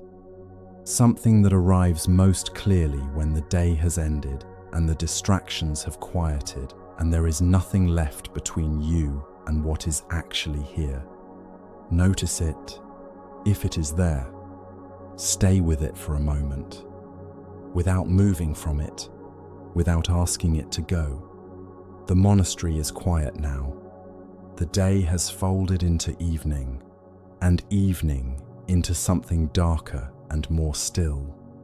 Your room is small, lit by a single lamp on the low table near the window. Through the glass you can see the shapes of the pine trees against a sky that has deepened to the dark blue of late night, the stars just beginning to emerge between the clouds. You are sitting on the edge of the sleeping mat, your hands in your lap, the lamp burning steadily beside you. The weight in your chest, the one you noticed a moment ago, or the one you have been carrying for so long that noticing it is almost a return to an old companion, is still there. And with it, as it so often comes, the familiar inner voice. Why? Why am I like this? What have I done wrong? What is wrong with me that I still carry this, that after everything, after trying, I am still here with this weight in my chest at the end of another day? This voice knows many forms. Sometimes it asks why, in the language of religion, have I not been good enough, faithful enough, grateful enough? Sometimes it asks why, in the language of a culture that has told you suffering means something has gone wrong. Have I not worked hard enough, been positive enough, held the right thoughts? Sometimes it is less specific than any of these. Just the raw and shapeless question, the cry of a mind that wants to understand its own suffering and cannot. You have been in this monastery for some hours now, or it has been days, or an entire night that does not keep ordinary time. The weight traveled with you here. You know this particular kind of darkness. The mind at 2 a.m, or 3, or whatever late hour this is, when the night has grown so deep that it feels like a country unto itself. The small hours when the questions you manage to keep at a distance during daylight return, and will not be reasoned with. A soft knock at the door. You say nothing, and the door opens. The monk stands in the doorway with a small lamp of his own, its flame barely moving in the still air of the corridor. You are awake, he says. He comes in and sets his lamp on the table beside yours, doubling the light in the room, and lowers himself to sit cross-legged on the floor a short distance away, his robe settling around him. I thought you might be, he says. You look at him. The first nights in a quiet place are often the hardest, he says. When everything stops, what you have been carrying becomes audible again. He is quiet for a moment, watching the two flames. I have something I have been waiting to say to you since the evening began. Something the Buddha said, and something that most of the world has managed to misunderstand almost entirely. He looks at you steadily. Most people have heard that the Buddha's great teaching was about suffering, and most people have assumed that what he meant was suffer less, be more detached, stop wanting things, reach a state in which pain no longer touches you. He pauses. That was not his teaching. You wait. The first time the Buddha taught after his awakening, the monk says, he went to a deer park near a city called Varanasi.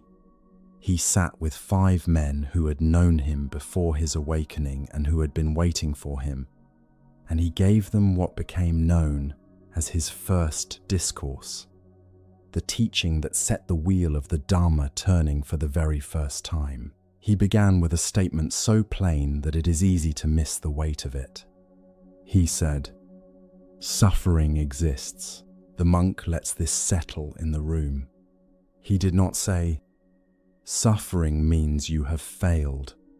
He did not say, "The universe is testing you," or that your past actions are being balanced against you now. He said, "Suffering exists. It is real. It is here. And here is what it is." He gave a list. Birth is suffering, because to enter a life is to enter one that will involve difficulty. Aging is suffering. Death is suffering. Association with what we dislike is suffering. Separation from what we love is suffering. And this, perhaps the most human item on the list, not getting what we want, is suffering. The monk pauses. "Look at that list," he says quietly. "There is nothing in it about deserving. Nothing in it about punishment. Nothing in it about your choices having been wrong, your character deficient, your spiritual practice insufficient. Suffering," the Buddha said, "is a feature of conditioned existence. It belongs to the territory of being alive in a world of changing conditions." Something in you is listening very carefully now. This is not a trivial observation, he says. To say that suffering belongs to the territory of being alive is to say, suffering is not evidence of anything having gone wrong. The presence of suffering in your experience is no more a verdict on you than the presence of weather in the sky is a verdict on the sky. He holds this for a moment. The second thing he said was this: suffering has a cause. And here is where the teaching becomes something remarkable, because the cause he named was specific and humble and entirely without cosmic architecture. He said the cause is craving, the mind's thirst to have things be other than they are, the reaching for what is gone, the reaching toward what has not arrived, the grip on what is here right now but changing, the mind's constant pulling against the current of conditions. The monk places his hands in his lap. Craving is the condition, he says. That is all it is. And you will notice, if you look at that sentence carefully, that the cause is not you. It is a process. It is something that arises in the mind the way wind arises in the sky, because the conditions for it are present, because the mind has been shaped over years of living and experiencing and being moved by a world that gives and takes in unequal measure to reach toward what is pleasant and recoil from what is painful. Craving is extraordinarily ordinary, he says. It is what happens in the human mind when it contacts a world of changing conditions. It is the automatic reaching and recoiling that is so fundamental to experience that it precedes deliberate thought. Craving carries no moral weight and no judgment. It is the most human thing there is. He pauses, and in the pause the lamplight wavers once and steadies. And when suffering arises, as it will, because craving will arise, because conditions will press on the mind, most people hear a question form beneath it. The question is, what did I do wrong? You feel something tighten slightly in your chest. The recognition is immediate and familiar. The question of what you did wrong carries real weight, he says. It is perhaps the most common form of suffering that runs beneath all other suffering in the world today. The suffering of shame, the suffering of self-accusation, the suffering that says, I should not be suffering. Something must be wrong with me that I am. He looks at you with steady attention. The Buddha gave you a precise answer to that question. His answer was, you are suffering because craving is present. Craving arose because conditions are such that craving arises in a mind that is alive and in contact with the world. And that, he says, is the complete explanation. There is no hidden verdict. There is no cosmic score.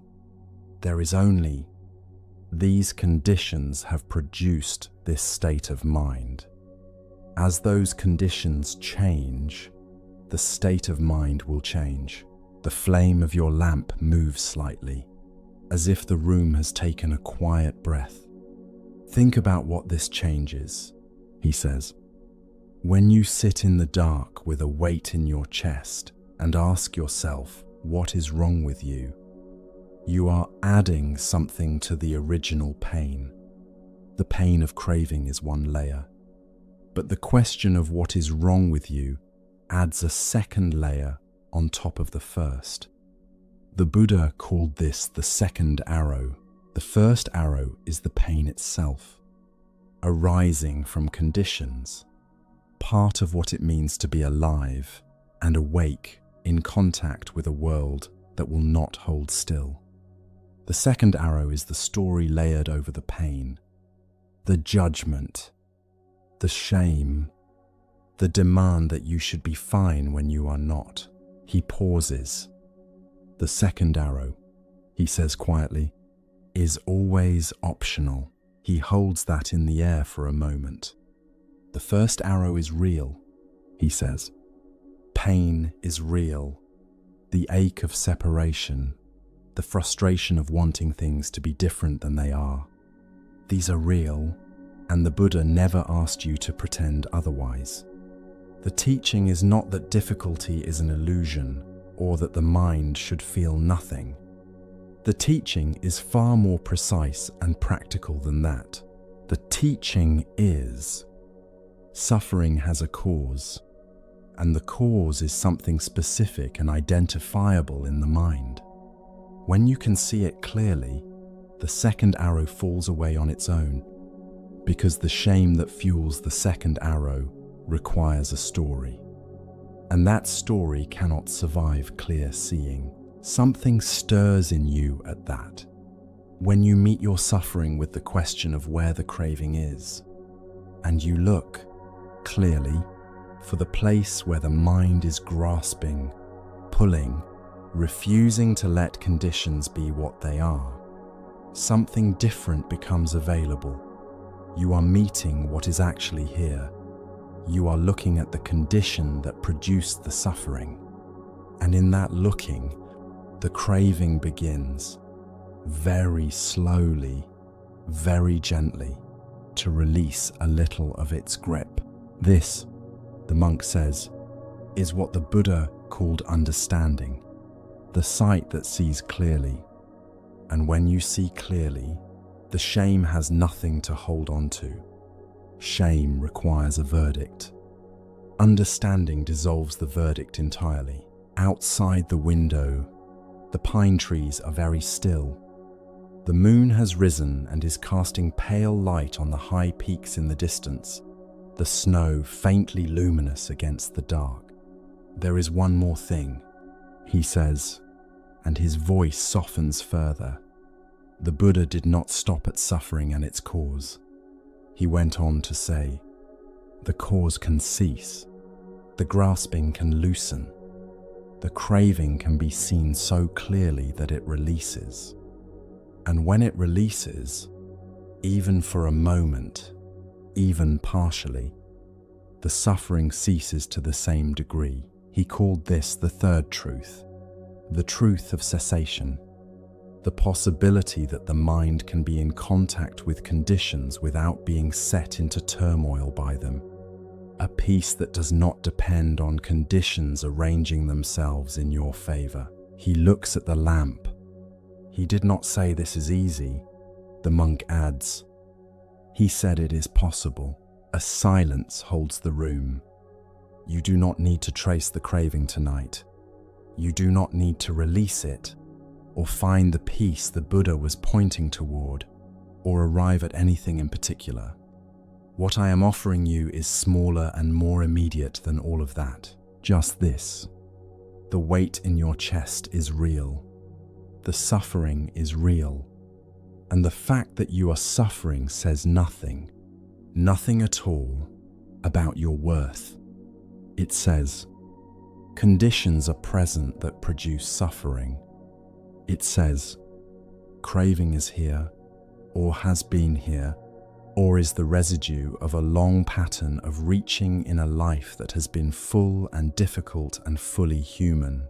He rises slowly, and in rising his shadow moves across the wall, large and brief, and settles back to ordinary size. He picks up his lamp. "Sleep," he says. "What you have understood tonight does not need to be held tightly. It can rest in you the way that moonlight rests on the snow, present, illuminating, requiring nothing from you." He moves toward the door. "Understanding is enough," he says from the doorway. "You do not need to arrive anywhere tonight or resolve anything before morning comes. You are already here, with conditions that are what they are, and a mind that is doing what minds do, and suffering that is nothing more and nothing less than what the Buddha said it was." The door closes quietly. The room holds one lamp, your lamp, its flame steady and unhurried in the still night air. Outside the window, the pines stand in the dark. The moon, the snow on the distant peaks, pale and clear, receiving the light without needing to keep it. The lamp will burn a while longer before its fuel is spent. The moon will travel the length of the window and be gone before morning. The pines will stand in the dark until light returns to them. And you will be here through all of it, a condition among conditions, a mind carried forward into whatever comes next, neither punished nor rewarded by the conditions themselves, simply present within them. You are here.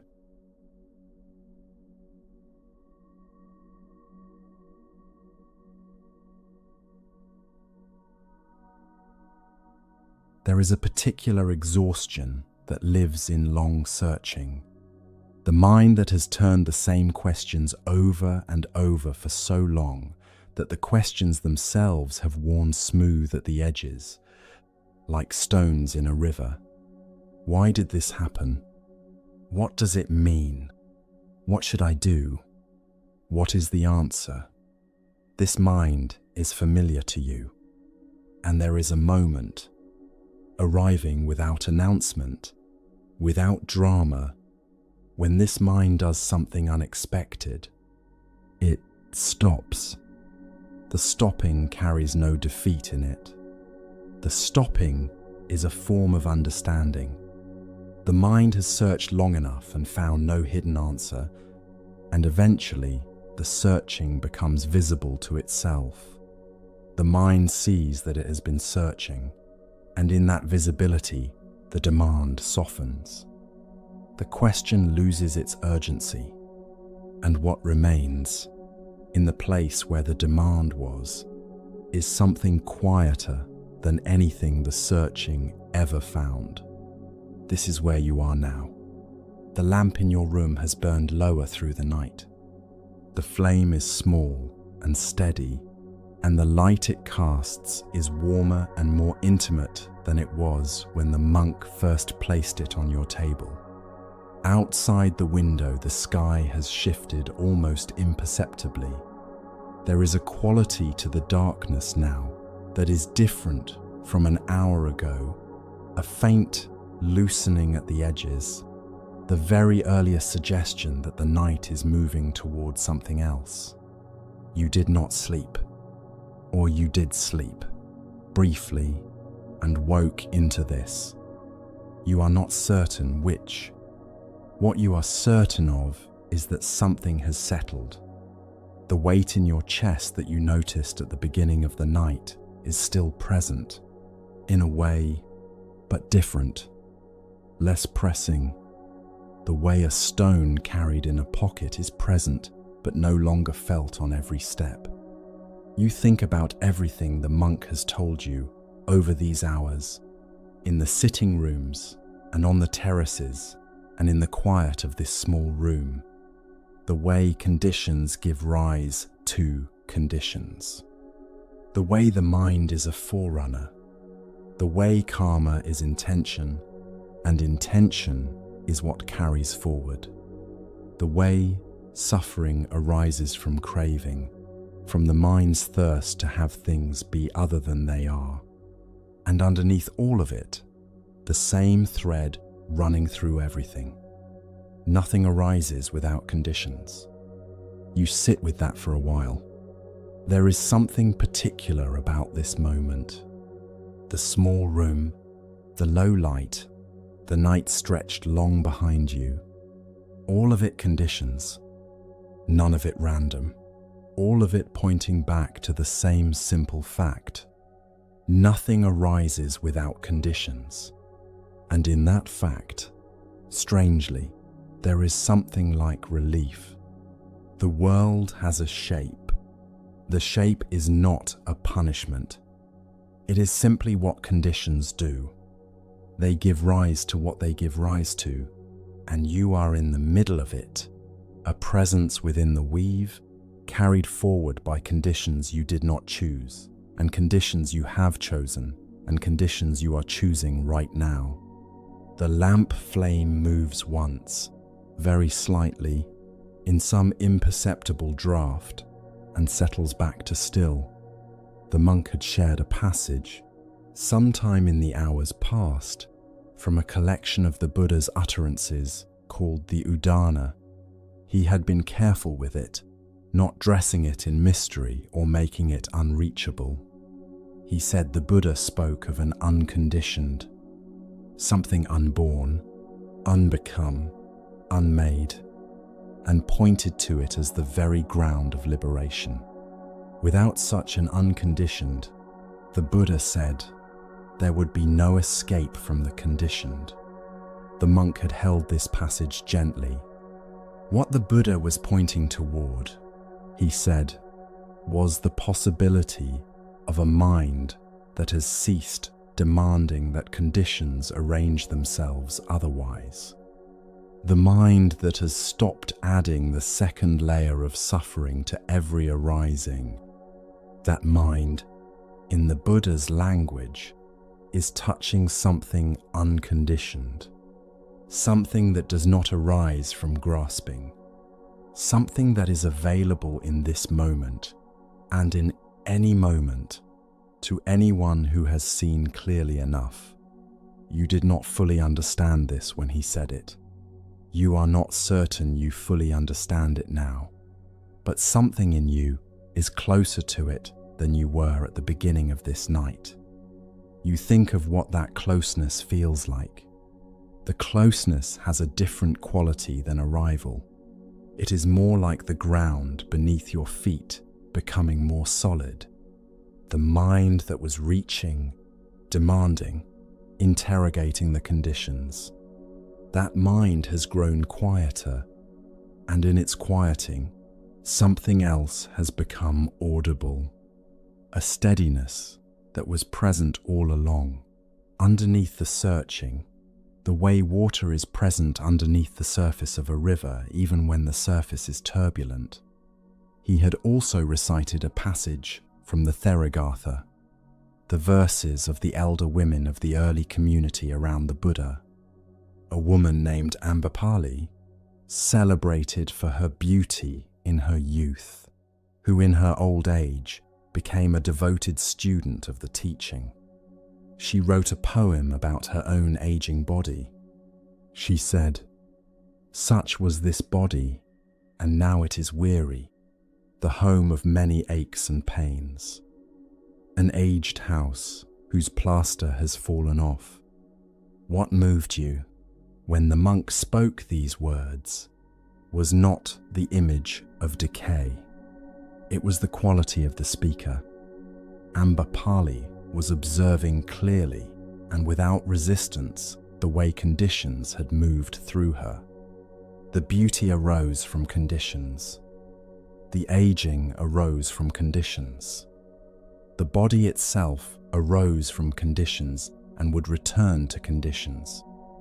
And in watching all of this arise and change and pass, she had found a way to rest inside it, to see it all clearly and to hold it without the second arrow of grief or demand.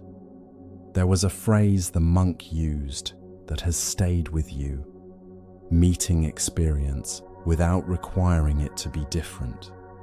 Ambapālī had done this with her own body. She had looked at what aging had brought: the aches, the slowing, the loss of what once drew admiration, and she had met it without requiring it to be otherwise. She had met it as a person meets a condition. Here is what has arisen. Here is what is passing. And underneath the arising and the passing, something in her that was neither young nor old, neither beautiful nor plain.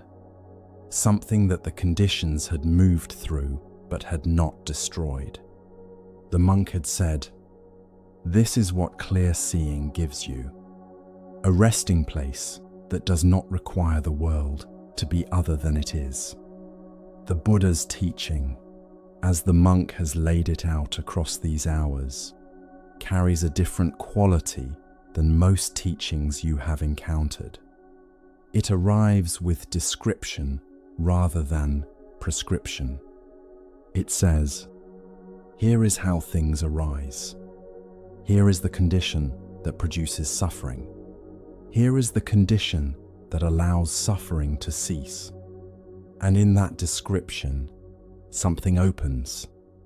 Because description can be investigated directly, in your own experience, right now, without waiting, you breathe. Outside the window, the sky continues its slow shift. The faintest line of grey has appeared at the horizon, where the dark of the peaks meets the dark of the sky. The pines are beginning to acquire their shapes again, very gradually, as if being called forward by the coming light. You think of all the conditions that have brought you to this moment, the particular accumulation of your life, the choices and the circumstances, the things that happened and the things that did not, the loves and the losses and the long stretches of ordinary days, the specific texture of your own experience that has built, layer by layer, into the person sitting here in this small room, in this pre-dawn quiet, watching a flame and a horizon, all of it arising from conditions, all of it conditionally intelligible, none of it random, none of it arbitrary, and none of it requiring a cosmic verdict. You feel something release in you at this, quietly and without fanfare. Nothing arises without conditions. Seen clearly, the monk had said, that is enough. You do not need a hidden plan woven into the conditions. You do not need the conditions to be secretly arranged in your favor. The understanding itself, the clear seeing of how things arise, is the liberation the Buddha was describing. He had said this simply, without making it a promise, without dressing it in the language of transcendence, and that simplicity was what landed most deeply. You have spent years, perhaps, looking for a teaching that would decode the pattern of your life and show you its hidden meaning. And the teaching that has found you here, in these slow hours of night moving toward morning, says, the pattern is conditions. Conditions giving rise to conditions, in the long unfolding chain the Buddha described. And you are in the pattern, and you are also a condition, capable of shaping what arises next through your intention, your attention, your care. And that, just that, is both the whole truth and enough. The monk had said something else that comes back to you now. He had said, the teaching is not asking you to stop being human. It is asking you to understand what being human involves. The arising and passing of conditions, the presence of craving, the possibility of seeing clearly, the availability of intention as a shaping force in the long chain of what comes next. All of this available to you, right now, available right now, in this version of yourself as you are, tired from a long night, sitting in this room, with this understanding settling gradually into you, the lamp flame, small and steady in the still air, the sky at the window, shifting almost too slowly to perceive. You breathe, and the breath moves through you steadily and without effort, because this is what the body does, even in the middle of the night, even when the mind is full, even when you are not asking it to. There is a quality of rest that is different from the peace of resolution. This rest arrives when the demand for resolution softens. When the mind releases its grip on the idea that conditions must mean something beyond what they are, when it stops adding that second layer of story and shame and demand to what is simply arising. The Buddha called this, in the tradition, a kind of disenchantment, a seeing through. The mind that has looked long enough and clearly enough at the way things arise, that it has lost its enchantment with the idea that somewhere behind the conditions, a hidden meaning waits. The mind that can observe conditions arising and passing, observe craving, arising and passing, observe suffering, arising and passing, without adding to any of it the story that something has gone wrong. This mind is fully present. It is in complete contact with experience. It meets what arises without turning away. It is here, in the small room with the lamp and the coming dawn, simply no longer at war with where it is. You have been sitting for a long time now. Your legs are aware of the floor beneath them. Your back is aware of the hours it has held you upright. These are conditions too. The body's conditions, the body's honest report of the night it has sat through. You do not move. You sit with the body's report, and you do not ask it to be different. This, you think, is a small version of what the monk has been describing. The willingness to sit with the conditions as they are. The willingness to let the lamp burn low, to let the night be a long one, to let the body be tired and the mind be full, and to meet all of this with something other than the demand that it be otherwise. The sound of movement in the corridor, somewhere beyond the door. The quiet sound of footsteps that know where they are going. The monastery is beginning to wake. And then, faintly, a bell. Distant, clear, a single note that rises and expands in the pre-dawn air and slowly dissolves into the growing light. The sound of the community marking the moment between one kind of darkness and another. You hear it, and something in you responds. A quiet gathering, a soft orientation toward whatever comes next. The conditions of this day are assembling themselves. The light is coming. The community around you is moving into its morning. The bell has struck and the bell note has passed, and you are here in the middle of the passage, in the space between the night and whatever follows it. And you carry with you, quietly, what this night has given you. A clarity that is not certainty. A rest that is not the absence of difficulty. An understanding that the conditions are what they are, and that within the conditions, something is always possible.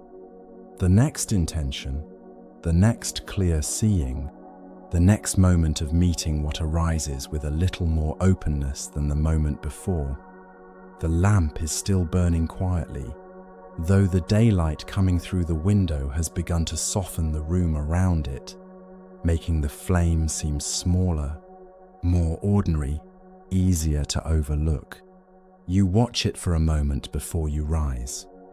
The small flame doing what flames do, consuming what is given to it, offering light, steady in the place it has been set, requiring nothing from the room but a little stillness. Nothing arises without conditions.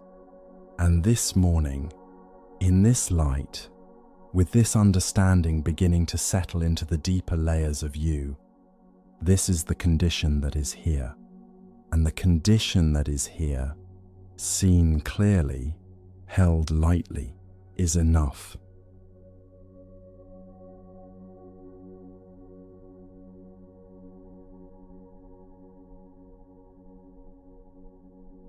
You are in the particular darkness of wherever you are, the body that has carried you through this long span of hours, breathing in the way that bodies breathe when they are at last beginning to rest. The teachings of this night do not need to be held tightly. They can be carried loosely, the way the pines carry the air that moves through them, changed a little by the passing, and still standing. Nothing arises without conditions. This moment arose from conditions. The weight you carried into this night arose from conditions. The small loosening that happened in these hours, that too arose from conditions. And what arises next will arise from conditions that include this night. You are a condition. The chain continues. Let the breath come without your asking it to. Let the body release the long work of the day. Let the mind rest from its searching. The shape of the questions has changed, and in that change, something is different. Nothing arises without conditions. And this moment, these conditions, the breath, the dark, the body settling toward rest, is enough.